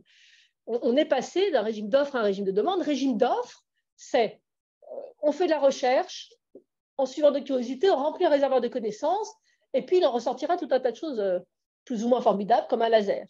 D'accord ? Aujourd'hui, on peut dire non, on a des demandes ciblées, on a des besoins qui sont déjà ciblés. Le laser, on n'en avait pas besoin. Les besoins ont été créés une fois qu'on a eu le laser. Là, on peut dire qu'on a tout un tas de besoins bien ciblés dont on peut penser que la science peut contribuer, je me sens dans ma phrase grammaticalement, en tout cas, notre besoin, dont on peut penser que la science, à propos desquels la science peut apporter quelque chose. Je vais y arriver. Et là, je regarde où j'en suis. OK. Et si, alors, la question, donc on passe d'un régime d'offre à un régime de demande, donc ça, encore une fois, c'est très bien thématisé pour ceux qui connaissent, par exemple, le passage du mode 1 au mode 2 de la recherche, etc. Donc là, d'un point de vue descriptif, tout ça est très bien thématisé. Mais la question normative centrale, c'est cette évolution vers des attentes plus ciblées, plus pressantes. Est-ce qu'elle est légitime, est-ce qu'elle est désirable, ou est-ce qu'il faut y résister? Et s'il faut y résister, c'est au nom de quoi? Okay. Et c'est cette question-là, une question vraiment proprement normative, qui me semble vraiment intéressante de discuter. Je serais heureuse de la discuter avec vous. Et qu'est-ce que ça veut dire? C'est qui doit décider, dans une société démocratique, de ce qui fait la valeur de la science. D'accord? Après, je parlerai la suite si j'ai le temps. Donc, qui doit décider des objectifs de la science dans la société au sens large, c'est-à-dire objectifs au sens de on remplit le réservoir de connaissances de façon désintéressée et puis après on verra, ou on essaie de répondre directement à des besoins sociétaux. Alors, qui doit décider des objectifs de la science? Évidemment, les philosophes des sciences ne manquent pas, du fond de leur fauteuil, ne manquent pas de propositions. Sur le terrain épistémologique, on peut dire les objectifs de la science, les lois de la nature, l'explication des objectifs, unifiés, etc. En fait, ce n'est pas de ça dont on parle. C'est pas ça dont on parle. Bien sûr, il faut faire tout ça, quelle que soit l'option que vous utilisez. Mais ce n'est pas la question ici. La question ici, c'est premier niveau de question. Est-ce que ces objectifs épistémiques, comprendre les lois de la nature, expliquer, unifier, tout ce que vous voulez, la liste est longue, hein, est-ce que ces objectifs épistémiques doivent être des fins en soi? Donc ça, c'est la vision désintéressée de la science. Ou est-ce qu'elles doivent être seulement des moyens pour atteindre des objectifs non épistémiques, résoudre des problèmes exogènes? Et ça, c'est une vue utilitariste de la science. Et puis la question de niveau 2, bon, si on part pour la deuxième option dans la niveau 1, la question de niveau 2, c'est où sont les priorités? Okay. Donc on est en général tous d'accord pour reconnaître que le niveau 2, c'est une question politique. Mais quelle est la nature de la question au niveau 1? Est-ce qu'il y a une essence de la science qui dirait non, faire de la science, c'est ça. C'est trouver, je ne sais pas quoi, les lois de la nature, les explications, etc. Et le reste, c'est secondaire. En fait, quelle est la nature de cette question? Et la position que je défends, que j'essaie de défendre dans différents endroits, c'est qu'en fait, cette question, à mon sens, elle est politique. C'est-à-dire qu'on peut, étant donné que c'est de l'argent public, que ça impacte la vie des gens, après tout, pourquoi la nature de ces questions, elle n'est pas aussi, peut-être pas entièrement, mais aussi politique, et qu'on peut y répondre au XXIe siècle différemment de la réponse qu'on aurait apportée au XVIIIe siècle, ou même au XIXe siècle, etc. Et on peut considérer qu'étant donné la centralité de la science dans nos sociétés, ce n'est ni aux philosophes des sciences, ni aux chercheurs, nous, monde académique, de décider que non, l'objectif de la science, c'est de comprendre le monde, et ce n'est pas prioritairement de résoudre vos problèmes exogènes. On pourra en discuter. En tout cas, c'est ma proposition. Et allez, je fais quand même la petite digression, à moins que vous succombiez. Bon, ok, alors, allons pour non, ça va, là, j'ai vraiment presque fini. Allons pour cette idée d'une science plus directement utile à la société, donc d'un point de vue normatif. Là, vous me direz, oui, très bien, tout ça, mais il y a une tension entre cette attente d'utilité directe et puis, quand même, on fait de la recherche, hein, l'imprévisibilité de la recherche. Autrement dit, comment attendre de la science qu'elle soit davantage responsable au sens de répondre plus directement et mieux aux besoins réels de la société, si on ne peut pas prévoir ces développements? Vous m'accorderez qu'il y a une petite tension là. Voilà, alors là, donc... il faut s'entendre sur ce qu'on veut dire quand on parle d'imprévisibilité de la science. On va seulement parler, je ne vais pas les pinceaux, on va seulement parler du premier type. C'est un autre article aussi que j'ai écrit avec toujours mon doctorant Baptiste Bédessem. Enfin, mon doctorant, il n'est plus doctorant, il a eu un poste à l'IRAE, donc je suis très contente récemment. Donc, il va pouvoir continuer. Application pratique imprévisible. C'est-à-dire que là, typiquement, premier type d'imprévisibilité, c'est ce que je vous ai raconté sur le laser. Hein. On fait de la physique fondamentale, on n'a aucune idée de l'utilité de tout ça. 60 ans après, on a le laser. Okay, c'est ce type d'imprévisibilité-là. Un autre type d'imprévisibilité dont je ne vais pas du tout parler, c'est au cours même de l'enquête scientifique, vous allez vous apercevoir qu'il y a quelque chose, il y a un truc inattendu qui se passe et ça va ouvrir une nouvelle ligne de recherche. Donc là, vous reconnaissez peut-être, ils sont en tout petit, c'est Penzias et Wilson, c'est la découverte du fond cosmologique à 3 Kelvin. Donc là, ils étaient en train d'essayer d'améliorer la qualité des échanges radio transatlantiques, hein, et hop, c'est pas hop, mais enfin, voilà. En tout cas, il ne cherchait pas directement. Et puis là, vous reconnaissez Fleming, hein, je n'ai pas besoin de vous raconter l'histoire. Pour ce premier type d'imprévisibilité, en fait, le message que je veux faire passer est le suivant. On continue culturellement, et tous, et moi aussi, hein, on continue culturellement à valoriser beaucoup ce type d'imprévisibilité. C'est-à-dire, on cherche, et il va arriver un autre laser, etc. Donc, une raison de le faire, c'est parce qu'on a des attentes économiques. C'est-à-dire qu'en faisant ça, on investit, c'est vraiment le discours, la plupart des discours en faveur de la recherche fondamentale aujourd'hui sont dans ce registre-là. C'est-à-dire, si vous regardez ce que dit l'ERC, etc., finançons la recherche fondamentale. Pourquoi? Parce qu'il y a des enjeux de compétitivité économique, les prochaines innovations, les ruptures de marché, blablabla. D'accord? Mais si on regarde, l'autre jour, je discutais avec... j'ai un groupe de recherche sur la question de l'engagement des scientifiques en ce moment et j'ai des doctorants très impliqués qui me font découvrir plein de choses dans l'histoire de l'engagement, notamment des mouvements comme Science for the People dans les années 60, etc.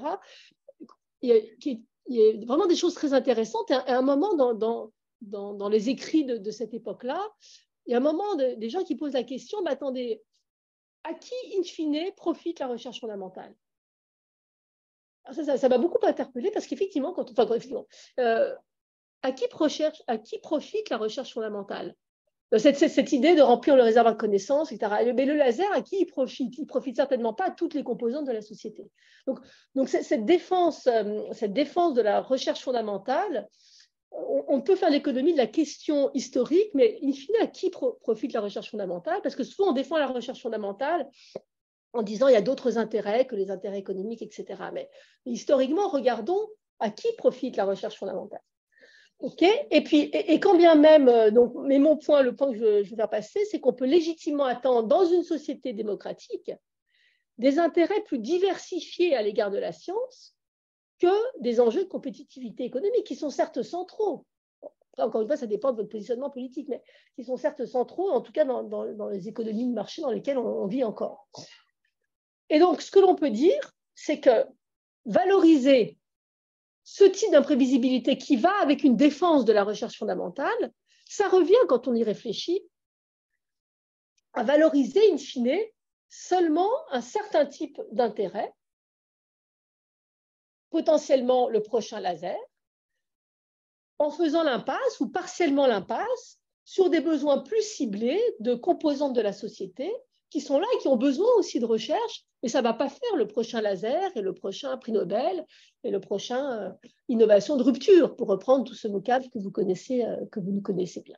Donc là, il y a vraiment une interrogation à avoir sur la raison pour laquelle on est attaché à la recherche fondamentale et quels sont les effets réels que ça produit en termes, quels intérêts ça sert et est-ce que ça permet vraiment, souvenez-vous que c'est ma question, est-ce que ça permet vraiment de réduire cet écart entre ce que délivre la science et ce dont a besoin la société dans cette diversité.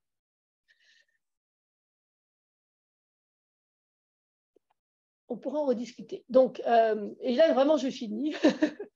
Donc, alors évidemment, une fois qu'on a essayé d'argumenter d'un point de vue normatif sur l'intérêt pour réduire cet écart d'avoir une science plus inclusive au sens d'inclure les citoyens dans les processus de choix des priorités de recherche, évidemment, on n'a pas résolu le problème de savoir comment on s'y prend. D'accord? Bon, ben là, ce n'est pas le sujet de cette exposé. C'est sûr qu'on ne va pas faire des référendums ou des sondages en ligne pour savoir s'il faut financer le Human Brain Project ou financer l'ingénierie quantique ou je ne sais quoi. Mais bon, après tout, on sent bien que dans ces questions, il y a un droit d'entrée épistémique plus élevé, mais je répète toujours la même chose. J'ai dit que quand on nous demande de voter sur la Constitution européenne, il y a quand même aussi un droit d'entrée épistémique. Ce n'est pas non plus compréhensible en 30 secondes. Bref, donc on ne rentre pas là-dessus. Mais le point crucial, c'est qu'il ne faut pas raconter d'histoire. Et on en a trop raconté, parce qu'on a souvent consulté les citoyens, par exemple, pour la question des nanotechnologies. Donc, alors, typiquement, est-ce que vous voulez des nanotechnologies? Mais en fait, les dés étaient jetés déjà, les programmes décidés, financés, etc. Donc, évidemment, c'est vraiment le truc pas à faire. Donc, ce point de vigilance, ce n'est pas quelque chose qui est propre à la question de la démocratisation de la science. C'est vrai pour tout processus de participation citoyenne. C'est-à-dire qu'il y a bien une chose que mettent en avant les gens qui défendent des processus politiques plus participatifs, comme Loïc Blondiot et bien d'autres, c'est qu'une participation directe des citoyens, il ne faut pas raconter d'histoire, elle ne doit pas être conçue et présentée comme produisant des décisions. Bon, ça peut se discuter, c'est une position assez conservatrice, mais à laquelle j'adhère volontiers. C'est-à-dire qu'on reste dans une démocratie représentative, avec des gens élus qui rendent des comptes. Néanmoins, la relation de la participation à la décision doit toujours être clairement définie. Et ce qui est rarement le cas, hein, souvenez-vous de la conférence pour le climat du président Macron, etc. Ce qui est rarement le cas. Et donc, tout particulièrement en sciences, il ne faut pas raconter d'histoire sur ce sujet. Sinon, qu'est-ce qui se passe? Eh bien, il y a ce risque que les discours institutionnels en faveur de la participation de la science soient perçus comme de simples alibis pour faire accepter les choses, etc. Donc, vous avez tout un tas de réflexions critiques à juste titre sur cela.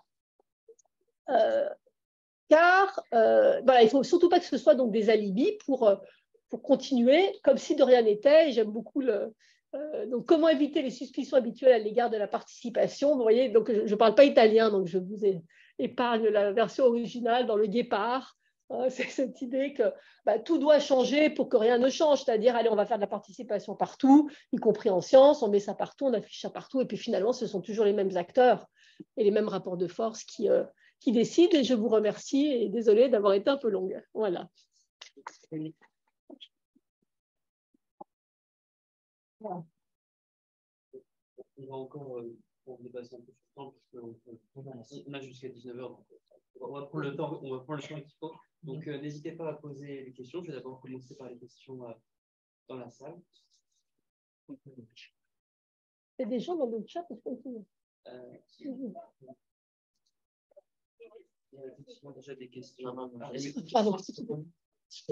Oui, moi aussi, je n'entends pas. c'est normal, j'ai plus de voix.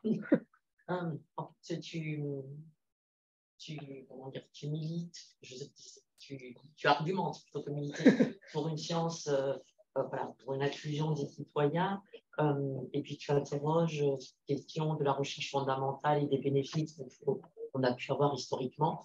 Mais si je prends le laser, c'est vrai que c'est l'exemple qu'on reprend tout le temps, c'est vrai que ce n'est pas quelque chose qui est attendu. On ne s'est pas dit on va faire un laser pour soigner les yeux, mais il n'empêche qu'après ce laser sert à tout un chacun dans beaucoup de domaines, ne serait-ce que médical, mais il y en a bien d'autres.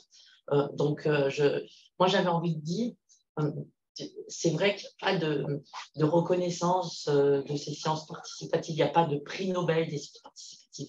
Mais peut-être que c'est ça qu'il faut créer. Je veux dire, essayer de donner un point institutionnel beaucoup plus important en parallèle avec la recherche fondamentale. Ce qu'on a su faire dans notre entre-soi, créer des prix, etc., des sociétés, on va faire la même chose pour les sciences participatives, quelles qu'elles soient, hein, je veux dire, de la plus impliquante à la moins impliquante. Mais je ne pense pas qu'il faut aller... Moi, ce que j'aimerais, c'est qu'il y ait les deux. En fait. Alors, je ne sais pas si c'est possible. Et puis, alors, je reviens juste une remarque sur les modes 1 et le mode 2, Elga Novotny, les 3 ans, des recherches. Eh ben, on a eu là un petit Clara qui organise le labo citoyen de l'UNISTRA. Ce qui ressort de toutes ces réunions, on dirait c'est que les financements pour les sciences participatives, c'est comme pour les ANR, pour les sciences fondamentales. 3 ans, c'est pas assez.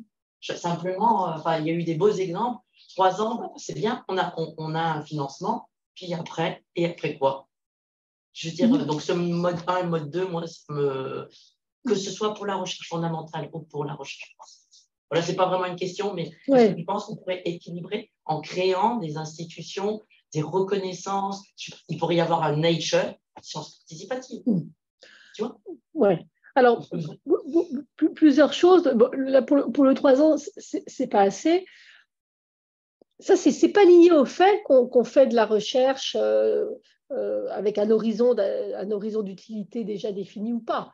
Si on pense à la recherche militaire, par exemple, ou à la recherche industrielle, il y a souvent des échelles de temps beaucoup plus longues. Oui. Donc, c'est quand même, on marche sur la tête, que ce soit dans la recherche publique, on défend la recherche fondamentale, ou on se met des d'accord. Donc, en fait, c'est déconnecter la question de l'efficacité de ce type de financement avec le fait qu'on veut plutôt faire de la recherche fondamentale ou plutôt de la recherche appliquée. Parce qu'encore une fois, si on pense à la recherche militaire, à l'investissement des grands groupes industriels, ils ne sont pas à 3 ans. Non, voilà. Et donc, ils engagent des gens pour des temps beaucoup plus longs, mais c'est une recherche, sa raison d'être, c'est un horizon d'utilité. Recherche militaire, d'accord, donc c'est important. Donc, premier point. Deuxième point, en fait, tout à fait d'accord sur la question des prix Nobel des sciences participatives. D'accord. Par contre, OK. Par contre, mais ça suppose aussi, ça ne suffira pas de faire un prix Nobel, ça suppose que nous, oui, mais alors, c'est-à-dire qu'on est très schizophrène quand même, c'est-à-dire que, et moi aussi, c'est-à-dire que qu'est-ce que je fais quand je recrute quelqu'un, enfin quand comme nous tous on est auteurs, je regarde tout de suite est-ce qu'il a l'article dans Philosophy of Science. Et à un moment, il faut que j'arrête de faire ça.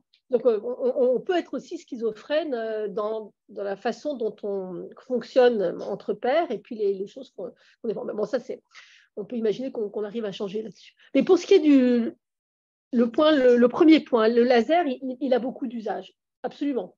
Absolument. Mais en fait, la question, et là, c'est quelque chose que je n'ai pas eu le temps de développer, donc c'est tout ce qui tourne autour de la question de l'imprévisibilité de la recherche.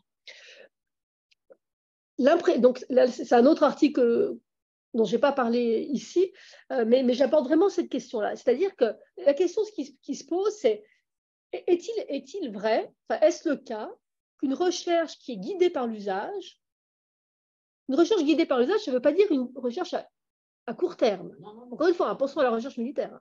Une recherche guidée par l'usage, c'est-à-dire et Pasteur est l'exemple type. Hein, à l'ENS, le département de philosophie est dans le pavillon Pasteur, donc j'ai fini par m'intéresser à la vie de Pasteur. Et en fait, donc c'est vraiment le Pasteur, la figure même du chercheur qui fait les deux, c'est-à-dire qui a un horizon d'utilité très fort. Hein, la vaccination, la fermentation, les bières, enfin vous connaissez les travaux de Pasteur. Donc, il y a toujours cet horizon d'utilité. Et Pasteur, en permanence, toute sa carrière, interagit avec tout un tas d'autres acteurs de la société. Il est en permanence, en train d'écrire, les régimes politiques ont changé, etc., pour demander de l'argent pour faire ça, etc. Donc, c'est vraiment un chercheur qui n'est pas du tout isolé. Et pourtant, c'est un chercheur qui a fait avancer des connaissances de façon... Enfin, personne ne remet en question ça. Donc, Pasteur, c'est la figure même qui illustre que c'est un faux problème d'opposer la question de la recherche fondamentale à la recherche de l'utilité directe. Et ça ramène à la question de l'imprévisibilité, c'est-à-dire que, excusez-moi cette digression, la question c'est est-ce le cas qu'une recherche qui a un horizon d'utilité, c'est une recherche qui est moins féconde et où on aura moins d'inattendus qui surgit qu'une recherche qui a un horizon d'utilité. Et là, il y a des bons arguments à la fois historiques et épistémologiques pour dire que c'est même peut-être plutôt l'inverse. Si vous regardez l'histoire des sciences, pour des raisons, je ne peux pas du tout, mais c'est un autre article que j'ai écrit avec Baptiste Bédessem. Quand vous regardez qu'est-ce qui fait qu'il se passe des choses inattendues en sciences, eh bien, plus vous êtes dans des sciences où vous ne contrôlez pas, vous avez une connaissance imparfaite des chemins causaux du phénomène, une connaissance imparfaite des conditions d'expérimentation, très souvent, et Fleming en est un bon exemple, très souvent vous avez l'inattendu qui arrive.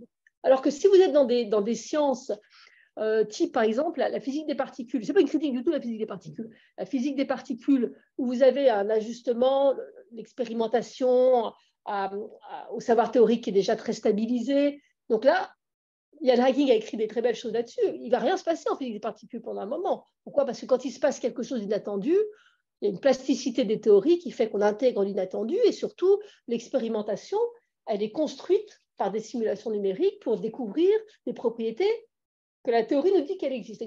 Donc, sans surprise, il n'y a pas beaucoup d'inattendus dans ces champs-là. Pourtant, c'est la recherche fondamentale, sans utilité, sans horizon d'utilité. Si vous allez dans d'autres sciences, et l'exemple, par exemple, la cancérologie est très, très intéressante. Vous avez à résoudre un problème exogène, soigner le cancer. Si vous regardez l'histoire de l'oncologie, c'est plein de découvertes inattendues. Et donc, la question, c'est quand surgit l'inattendu, est-ce que le système de la recherche permet de faire fructifier cet inattendu ? Mais c'est là-dessus qu'il faut se battre. Ce n'est pas sur recherche fondamentale versus utilité sociétale. À mon sens, on se trompe de terrain de défense de nos intérêts. Voilà, donc je pourrais développer plus, mais en fait, c'est vraiment le message que j'essaie de faire passer, c'est qu'on se trompe de combat, en fait. Le combat, c'est quand l'inattendu surgit, et il peut autant surgir dans des programmes avec un horizon applicatif. Quand l'inattendu surgit, il faut que le système de la recherche permette de faire fructifier cet inattendu. Et ce n'est pas lié, encore une fois, au fait que ce soit la recherche fondamentale ou pas. Hein. quand on vous demande à l'ANR, etc., de dire à tes 18 mois, j'ai prévu, je trouverai ça, à tes 32 mois, je trouverai ça, c'est aussi vrai en cosmologie, science sans beaucoup d'applications directes, que dans une science plus de terrain. Donc, vous voyez, on se trompe de terrain d'argumentation, dans mon sens. C'est là que je rebondis sur ce que Catherine avait dit. Les programmes ANR, de ce point de vue-là, le fait que ce soit même organisé en commission scientifique extrêmement stricte, avec des sous-commissions, etc., ça cadre tellement les choses que finalement, ça diminue considérablement le risque d'apparition d'un imprévu. Vous êtes obligé de rédiger des rapports de façon très grave. Moi, il m'est arrivé de participer à un financement ANR. On a trouvé des choses un petit peu inattendues. Ben, le rapport, on a un petit peu contourné pour soi-disant quand même satisfaire l'ANR. On a bien rempli nos objectifs, grosso modo, mais en fait, on a utilisé l'argent pour faire autre chose. Donc, le cadrage extrêmement strict, je trouve qu'il est très, très, très dangereux. En plus de la limitation de durée. Oui, mais la recherche de projet, mais la recherche de projet, elle concerne autant la recherche fondamentale que j'ai été formaté dans une UMR strasbourgeoise très ancienne qui existe encore, donc je vais la citer, où dans les années 80-90, le directeur du labo, il avait une étiquette, une enveloppe budgétaire qui venait du CNRS. Oui. On le répartissait en interne comme ça, il y avait un truc qui marchait. Les gens s'engueulaient, les gens bossaient, mais grosso modo, on faisait avancer la chose qui tournait. Et maintenant, on ne peut plus. Oui, mais là, justement, en fait, d'accord, on a une enveloppe à dépenser dans un labo, mais la question que j'essaie de mettre en avant, c'est cet argent, on le dépense pour suivre notre curiosité naturelle, ou est-ce qu'on essaie de répondre et puis avoir un article en Philosophy of Science, ou est-ce qu'on essaie de répondre un problème exogène. C'est ça la question. Ce n'est pas la question est-ce que l'argent il vient de l'ANR, est-ce que l'argent il vient de je ne sais pas quoi. Parce que ce modèle que vous évoquez, il ne dit rien de votre positionnement sur je suis ma curiosité naturelle ou je choisis ma question de recherche pour répondre à un problème exogène. Il n'en dit rien en quelque sorte. Alors, on a tous beaucoup de choses à dire, on est insatisfait, etc. Mais il y a une question d'arrière-fond plus fondamentale, une question normative plus fondamentale. C'est-à-dire qu'on ne peut pas aujourd'hui critiquer la recherche sur projet juste en disant c'était mieux avant quand j'avais de l'argent dans mon labo et on faisait ce qu'on voulait. Ben non, à mon avis. Dire ça aujourd'hui, c'est défendre cette idée d'une recherche, une raison d'être de la recherche publique, une raison d'être de la recherche publique qui est là pour qu'on suive, qu'on satisfasse notre curiosité naturelle. Alors ça marche. C'était défendable si vous adhérez au modèle linéaire. Là, c'était... j'arrive plus à revenir en arrière, mais... bon, c'est pas grave. Bon, c'est pas grave. Vous avez le modèle de Banet-Larbouche, on injecte de l'argent, on fait ce qu'on veut, et il en ressort des choses formidables. Donc, le problème, c'est que dans le débat public aujourd'hui, quand on critique l'Europe, l'ANR, etc., c'est en général pour dire... C'était mieux avant parce que, alors d'abord, c'était pas mieux avant parce que quand même, le directeur de labo, en général, c'est pas comme s'il distribuait l'argent de façon parfaitement équitable à tout le monde, etc. Voilà. Mais même d'un point de vue normatif, qu'est-ce qu'on en fait de cet argent qu'il vienne de l'ANR ou qu'il vienne de façon plus récurrente? Et là, je ne défends pas du tout l'ANR telle qu'elle est aujourd'hui. Enfin, c'est pas la question, en tout cas. C'est pas ma question, en tout cas. Ma question, c'est nous, en tant que chercheurs, où est-ce qu'on met, au nom de quoi on considère qu'une question de recherche vaut la peine d'être investie, enfin au sens d'être cherchée. Est-ce que c'est parce qu'elle m'intéresse moi? Ça m'intéresse vraiment le réalisme structural, donc je vais encore écrire un article là-dessus. Je le fais aussi, je ne suis pas plus vertueuse que les autres. Hein. Je le fais, mais je commence à mal le vivre. Oui. Je n'ai pas du tout les mêmes mots. D'accord. Mais je pense qu'on est forcé de poser les deux entre curiosité naturelle et problème exogène. Ouais. Moi, je le vois sur les projets de recherche participative que j'accompagne, c'est comment la situation qui est vécue, le questionnement par les habitants, cette association, vient aussi titiller la curiosité du chercheur ou de la chercheuse. Comment on retravaille ce questionnement ensemble sans que ce soit forcément répondre à un besoin immédiat, très cadré. Et comment on travaille justement à cette acculturation entre chercheurs et... Oui, absolument. C'est-à-dire que complètement d'accord. C'est-à-dire que le fait de faire évoluer un problème exogène en une question de recherche est tout à fait intéressant pour tout le monde. On est complètement d'accord. Mais le fait est que ce type de recherche reste, il faut bien le dire, anecdotique dans le système de la recherche, que ce soit à tout point de vue. Ça reste anecdotique. C'est-à-dire que quand les grandes décisions de financement sont prises, bien sûr, on met de la recherche dans les sciences participatives, mais ça reste anecdotique. Et pour plein de raisons, encore une fois, pour plein de raisons. Mais autrement, je suis complètement d'accord avec ce que vous dites. Je suis complètement d'accord avec ce que vous dites. J'essaie de remettre mon truc à l'écran, mais est-ce que j'ai bien compris qu'en fait, cette communication est vraiment la plus validée? Disons que plus il y a des choix, plus il y a des approches, plus il y a des gens avec des formations différentes, des connaissances différentes, plus on a en fait des résultats satisfaisants. Oui, donc, je dirais aussi, je crois qu'il y a un élément qui est très intéressant aussi, c'est est-ce qu'il peut-être faut modifier les carrières des scientifiques? Vous l'avez évoqué aussi, qu'on est entre nous. Est-ce qu'on peut revaloriser certains types de carrières et d'avoir aussi multiplication, une pluralité de carrières à l'intérieur d'une discipline? Est-ce que c'est possible de repenser cela? Et il y a un autre élément qui me manque un peu, c'est que vous avez parlé beaucoup de sciences, pas de technologie, un peu moins, mais en fait, moins de savoir, de knowledge en général.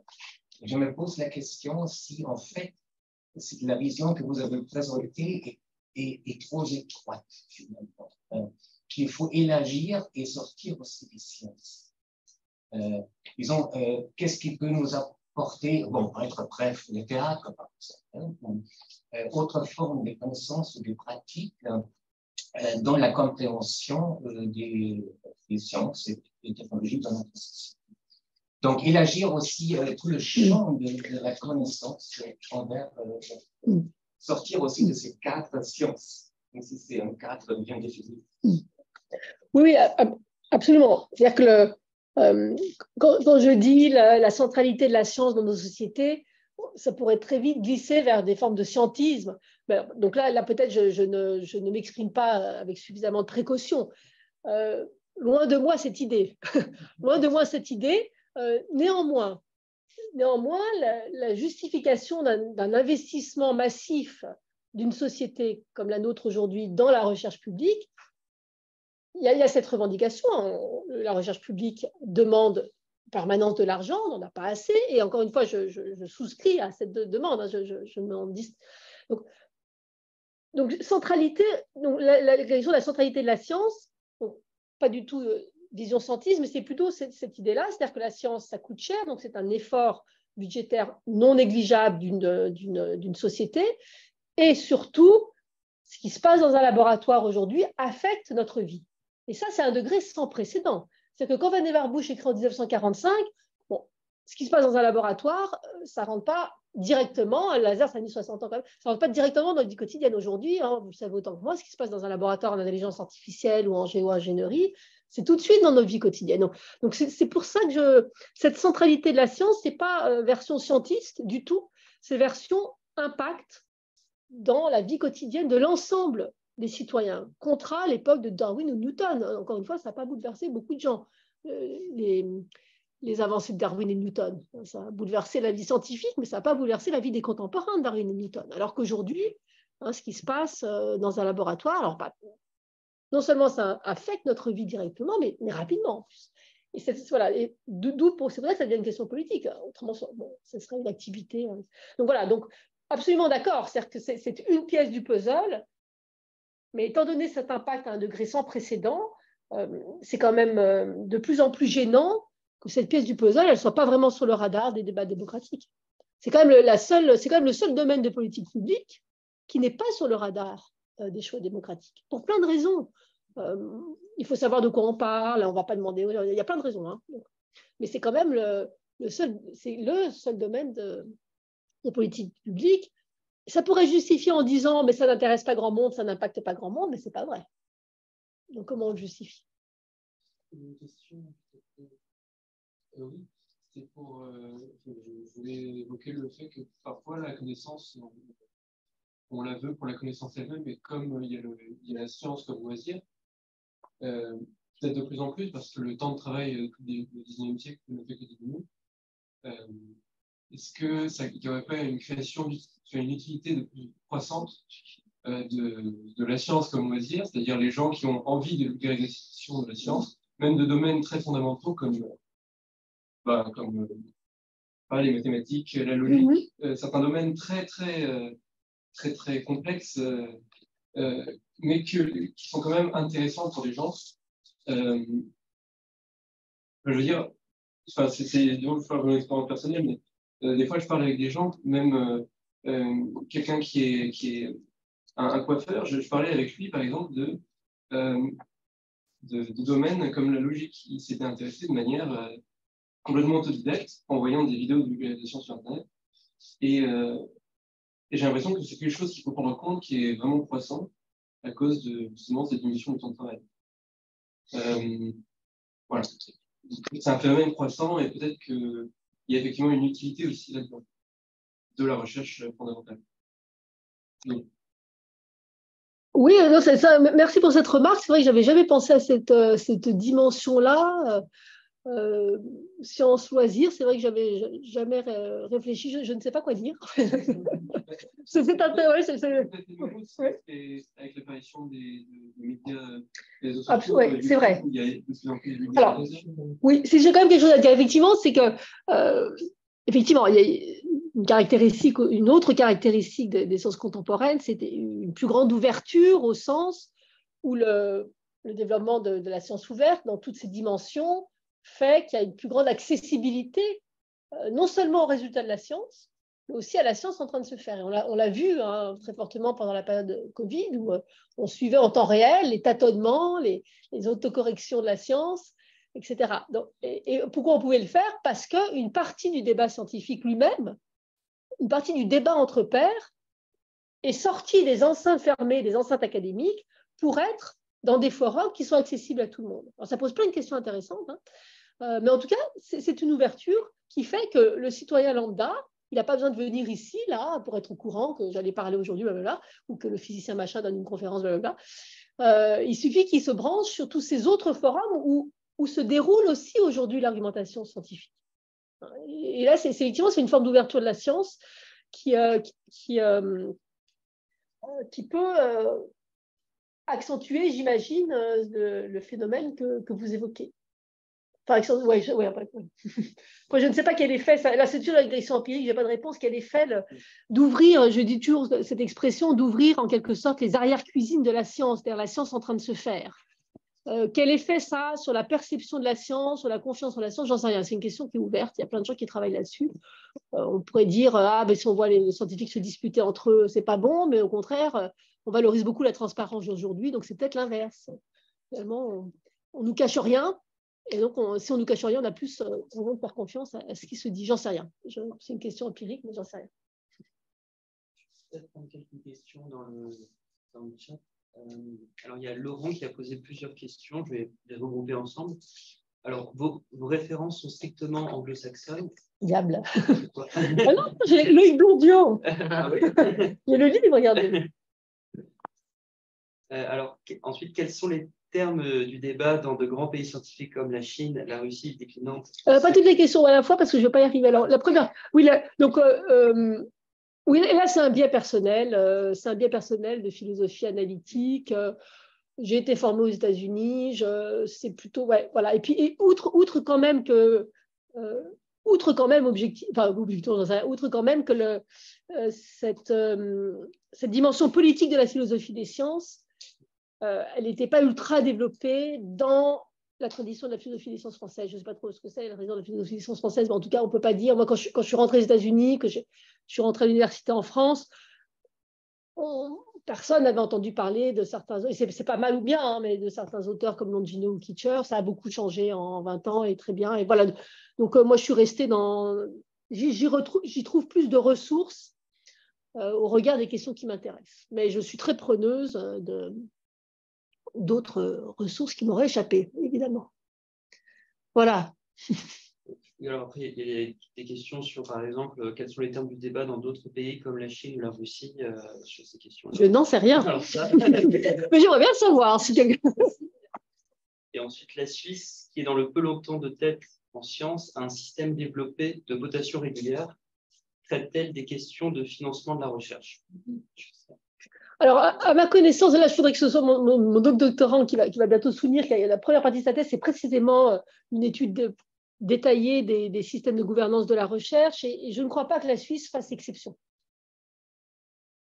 Sous réserve que je... L'ANSF un petit peu, j'ai eu un financement, ça fonctionne de façon très similaire à l'ANR, avec des taux de succès un tout petit peu plus élevés. Voilà, et c'est toujours, voilà, c'est... Voilà. Exactement. Et ça s'explique historiquement. Enfin, je répète ce que mon doctorant a dit dans sa thèse, donc c'est Dauphine. C'est très intéressant historiquement. L'OCDE a joué un rôle très fort dans l'homogénéisation des systèmes de gouvernance de la recherche. Donc, c'est pas par hasard que dans des pays aussi différents que le Japon, la Suisse, etc., enfin, dans tous les grands pays intensifs de recherche, on retrouve des systèmes très similaires. Ça s'explique historiquement, par exemple, de régulation supranationale qui ont percolé au niveau national. Une longue question de Irlande Sora, alors je vais peut-être vous laisser là. Elle est à l'écran, elle est plus je crois qu'elle est. Ah bon, on la voit comme ça, on peut tous la lire. Oui, on peut tous la lire, comme je vais un peu agrandir.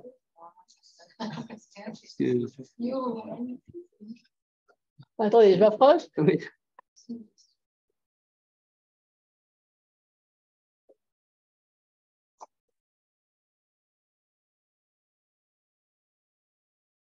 Ah, Mais vous l'aviez, parce que moi, j'ai changé mes lunettes. Ouais, allez-y, comme ça j'ai le temps de réfléchir à la réponse. Très bien. Alors, la première partie seulement. Hein. Oui, la première partie. Alors, vous proposez une distinction très claire entre professionnels de la science et citoyens, société non professionnelle de la science. Mais pensez-vous qu'il serait possible d'intégrer des distinctions de degré, de situation ou d'immersion au sein de la société parmi ceux qu'on peut appeler plus largement les professionnels de la science, notamment pour faire une différence entre recherche pure, donc CNRS, université, et une pratique de sciences plus appliquée? Ouais, alors oui, ça c'est vrai que peut-être j'ai des catégories trop tranchées. Ceci étant dit, enfin, ne m'enlevez pas la question, oui. Ceci étant dit, oui, je parle, la question du financement de la recherche publique, il se pose... Là, on est quand même plus effectivement. Je n'ai pas parlé de la recherche appliquée, parce que j'ai parlé de la recherche tout court. Parce que quand on parle d'un horizon d'usage, quand je pensais à la figure de Pasteur, ce n'est pas de la recherche appliquée. Parce que Pasteur, pour résoudre son problème de pasteurisation, son problème de vue, etc., il doit mieux comprendre le monde.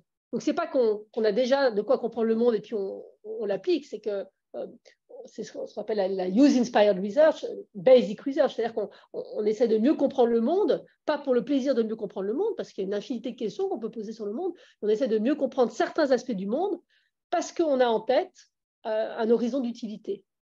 Et de ce point de vue-là, la science appliquée est un peu en dehors de ce registre d'interrogation qui m'intéresse. Autre que la recherche pure dans les organismes de recherche, si vous prenez l'INSERM, l'INRAE, enfin, il n'y a pas recherche pure versus une recherche avec un horizon d'utilité.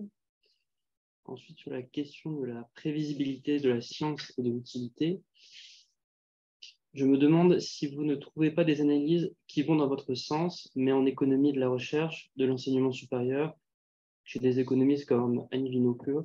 Je note. Moi non plus, je note immédiatement. Qui note notamment que même commandé par l'utilité du marché et même dans une logique marchande pure, il est délicat de prévoir, ce qui serait utile à moyen terme. Bien sûr, ouais, mais je vais aller voir. Merci beaucoup. Et j'aurais pensé il y a 20 ans qu'on aurait tous. Oui. Ouais, hein, c'est des nipines. Absolument. Prospectivistes, je pense que il y a des écrits rétrospectifs, et quand on voit ce qu'ils ont et ce qui est, on voit le gap, parce qu'il y a plein de choses qui sont inimaginables. Absolument, mais ça je pense qu'on... oui, mais c'est encore une fois orthogonal à ma question, parce que l'imprévisibilité de la science, encore une fois, elle surgit autant, enfin, elle se manifeste par des choses fécondes, tout autant avec un horizon d'utilité que sans horizon d'utilité. C'est ça la question. D'ailleurs, tout le monde sait l'origine d'Internet, CERN, etc. Il y a des soucis d'utilité. Donc, qu'on ne puisse pas prévoir les usages, ça, c'est certain. Mais raison de plus, en fait, si on ne peut pas prévoir les usages, autant aller dans une direction avec un horizon d'utilité. Et puis, en chemin, il y a des choses inattendues qui se passent et on se donne les moyens de creuser l'inattendu. Je vous remercie pour votre exposé. En termes de sciences participatives, j'y vois quand même une difficulté. La difficulté, c'est que la science est devenue extrêmement spécialisée. Il y a une division du travail extrême, où celle de l'industrie n'a, à mon avis, rien à envier à la nôtre. Et à part des domaines effectivement très intéressants, je me souviens d'un exposé qui a été tenu dans cette salle-là, d'une recherche participative organisée par l'Université de Nancy, sur la détection la maladie de Lyme. La maladie de Lyme, etc. Il y a beaucoup de domaines scientifiques, mais c'est une tâche extrêmement difficile. Parce que déjà, dans la communauté scientifique elle-même, les tâches sont extrêmement morcelées. Et il y a très peu de gens qui sont capables d'avoir une vue très globale et de partager cette vue et d'impliquer les gens. Et le deuxième point que je soulève dans votre perspective 1, donc on met de l'argent dans la science et il en sortira quelque chose. Et la perspective 2, on est un petit peu plus orienté, on définit des objectifs, etc. Je vois quand même une difficulté là-dedans, dans ces deux perspectives. C'est que dans tous les deux cas, la société suppose, et les politiques supposent, et l'économie encore plus, que la science est forcément positive, qu'elle apportera forcément quelque chose de bien. Et ça, je pense que c'est une vraie difficulté, même pour les scientifiques. On est quelque part responsable, quoi. On ne s'en rend même pas compte, parce que nos tâches sont extrêmement morcelées.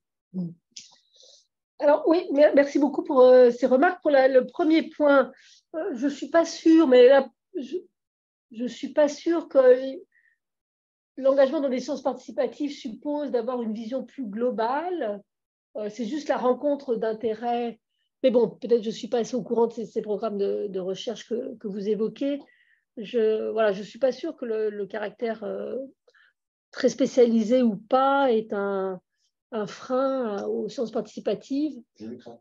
Mais je suis hyper favorable aux sciences participatives. Oui, je ne sais pas. Donc là, je ne sais pas quoi répondre. Pour le deuxième point, dans ce modèle-là, c'était encore une fois ce que disait Vannevar Bush, dans ce modèle-là, il y a effectivement une vision très positive de ce que va donner la science. C'est-à-dire que ce qu'il en ressort, c'est qu'on suppose là que ça va être du bénéfice pour la société. Ce que j'ai dit au tout début en introduction, c'est de dire qu'aujourd'hui, on est beaucoup plus ambivalent. Raison de plus, puisqu'on est plus ambivalent, raison de plus pour ouvrir la question de la priorité des recherches à d'autres acteurs. Parce qu'on puisse se prononcer en connaissance de cause. C'est-à-dire que, est-ce que, par exemple, si on prend par exemple le fait d'investir massivement dans l'ingénierie quantique aujourd'hui, est-ce que c'est prioritaire ou pas? Alors évidemment, là, il y a des enjeux d'indépendance, etc. Mais après tout, c'est aussi une question politique. En tout cas, c'est effectivement, plus vous vous éloignez de ce modèle-là, où là, c'est apolitique en quelque sorte, puisqu'il en ressort quelque chose et on prend. Alors après, on peut ne pas être content, mais le laser, on peut ne pas être content, mais en tout cas, il est là. Mais si vous vous éloignez de ce modèle pour aller vers des formes de démocratisation dont on n'a rien dit concrètement, mais des formes de démocratisation des grandes priorités de la recherche, du coup, vous posez plus en amont le caractère désirable ou non de tel ou tel programme de recherche. Je prends juste un exemple que prend Philippe Kitcher dans cet ouvrage. Faut-il investir, par exemple, dans le clonage reproductif des mammifères, c'est l'exemple de Dolly, etc. Mais ça, pour vous prononcer sur le caractère désirable ou non de ces programmes de recherche, il faut être informé à la fois de ce que ces programmes de recherche peuvent apporter en recherche fondamentale, c'est-à-dire qu'on va mieux comprendre, par exemple, les processus de différenciation des cellules, mais ça va aussi apporter, par exemple, des améliorations des cheptels, potentiellement. Ça va aussi permettre des développements avancés, je ne sais pas, mais des développements, par exemple, dans ce qu'on appelle, évidemment, c'est très connoté négativement, des animaux comme usine à médicaments. Enfin, je ne sais pas s'il y a une expression plus neutre, c'est-à-dire que plus vous avez les animaux clonés, plus les hormones que vous créez par ces animaux vont pas varier. Pareil pour les modèles animaux. Mais là donc là, vous mettez sur le tapis, en quelque sorte, tous ces retombées potentielles, plus toutes celles qu'on ne peut pas prévoir, on n'en parle pas parce qu'on ne sait pas. Donc là, on ne va pas se prononcer politiquement sur un truc. Mais déjà, dans la plupart des programmes de recherche aujourd'hui, on a une idée quand même de ce que ça va permettre de faire bouger, à la fois en recherche fondamentale et en termes d'utilité. Et l'exemple du clonage des mammifères est très net pour ça. Et vous exposez tous ces tenants et ces aboutissants, et en connaissance de cause, on peut espérer avoir une décision politique. Qu'est-ce qu'on peut faire de mieux dans une démocratie? Ce serait déjà pas mal. Et dire, bah non, peut-être qu'on a d'autres chats à fouetter, si j'ose dire, que de travailler, d'investir 1 milliard sur le Human Brain Project. Peut-être qu'on a d'autres urgences, là. Peut-être dans 50 ans, on le fera, mais mettons-le 1 milliard ailleurs. Alors, on ne pourra pas prévoir ni dans un cas ni dans l'autre ce que ça va donner, mais ça, ce n'est pas grave. Par contre, dans la mesure où on a une idée de ce que ça pourrait permettre de faire bouger, et on a quand même une idée, quand on investit dans le séquençage du génome humain, on a une idée très précise de ce que ça permet de faire bouger. Est-ce qu'on le veut ou pas? Voilà, c'est une question simplement de décision politique bien informée, qui est loin d'être mise en œuvre dans ce domaine de politique publique. Alors, s'il n'y a pas de question, je me permettrai de poser aussi une question, enfin une remarque que je m'étais faite. Alors, ça va aussi un peu dans le sens de Clara, entre l'opposition vous avez montré, en tout cas chez certains chercheurs, entre curiosité d'un côté chez les chercheurs et une sorte de volonté de répondre à un problème très concret chez ceux qui ne sont pas chercheurs. Alors, c'est vrai qu'on pourrait interroger cette opposition, que finalement, il pourrait y avoir de la curiosité aussi, même si c'est en lien avec un projet ou quelque chose de très concret chez les non-chercheurs, que cette curiosité peut relancer des questions de recherche. Et ensuite, je me suis posé la question, enfin, ça vient aussi un peu des lectures de Michel Callon et Lacombe et Barthes sur Agir dans un monde incertain, où en fait, j'ai l'impression qu'il y a aussi dans la science participative, recherche participative, aussi une notion à un moment de nécessité, notamment dans des projets comme, eux, ils parlent de la gestion, par exemple, des déchets nucléaires en France. Il y a un moment où, eux, ils parlent de recherche confinée, puis qui ensuite qui oppose à une recherche de plein air. La recherche confinée, au bout d'un moment, elle est amenée à se déconfiner et à être amenée à ce qu'ils appellent des débordements. Et alors, l'idée, c'est de la recherche participative, c'est justement de faire en sorte que ces débordements soient compris et entendus de façon à ce que les chercheurs puissent ensuite produire des questions pertinentes pour une situation bien réelle. Donc, en fait, là, la science participative, c'est plus une question de curiosité, mais une question de nécessité. C'est un peu la remarque que je me faisais. Oui, merci beaucoup. Je suis tout à fait d'accord avec vos deux remarques. La première, mais ça reste très structurant dans le débat public, hein, cette idée. Là, je n'arrive pas à remettre la citation de ce chimiste mais si vous lisez encore récemment la présidente de l'ERC a encore ce discours de valorisation, de suivre sa curiosité, faire progresser les connaissances, on ne sait pas ce que ça va donner, regarder le laser, etc. Donc, c'est encore un élément très présent culturellement et dans le débat public, au niveau, encore une fois, de la présidente de l'ERC. Donc, ce n'est pas juste... alors que je suis complètement d'accord avec vous, c'est opposer la curiosité, le fait de résoudre un problème concret, encore une fois, CF Pasteur, CF tant de grandes figures, CF aussi tous les grands chercheurs dans le monde privé dont on ne peut pas dire de façon raisonnable qu'ils manquent complètement de curiosité. Et d'ailleurs, hein, si on prend Internet et les trucs là, voilà, c'est ce type de recherche aussi. Donc oui, complètement d'accord, mais ça reste quand même un élément extrêmement présent culturellement et dans le débat public. Et c'est cette opposition qui est effectivement caduque, elle reste très structurante dans la façon dont on revendique, et on le sent aussi dans la discussion qu'on a eue, c'est-à-dire dont on revendique, nous, le monde académique, notre autonomie. C'est-à-dire que pour sortir de ce pilotage à court terme, il me semble qu'il ne faut pas en revenir à donnez-nous notre autonomie, laissez-nous faire, arrêtez de nous mettre des contraintes. Mais c'est quand même l'essentiel du discours contra l'ANR, contra le pilotage thématique. Ce n'est pas de dire sortez-moi des griffes du pilotage à court terme pour me mettre, entre guillemets, dans les griffes du citoyen. Parce que c'était très intéressant, c'est quand ce livre de Kitcher est sorti au début des années 2000, la Science, Vérité, Démocratie, la réaction il y a eu beaucoup de réactions dans des revues prestigieuses comme Science et Nature, et c'était exactement ça, c'est de dire, là on va sortir des griffes d'un pilotage économique ou politique à court terme pour, horreur, tomber dans les griffes des ignorants.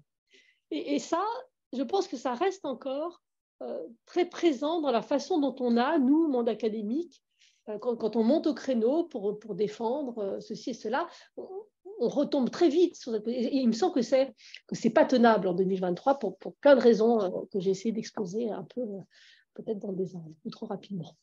Voilà. Merci. Merci à vous. Voilà. Alors, Oula, on a rempli les 2 heures.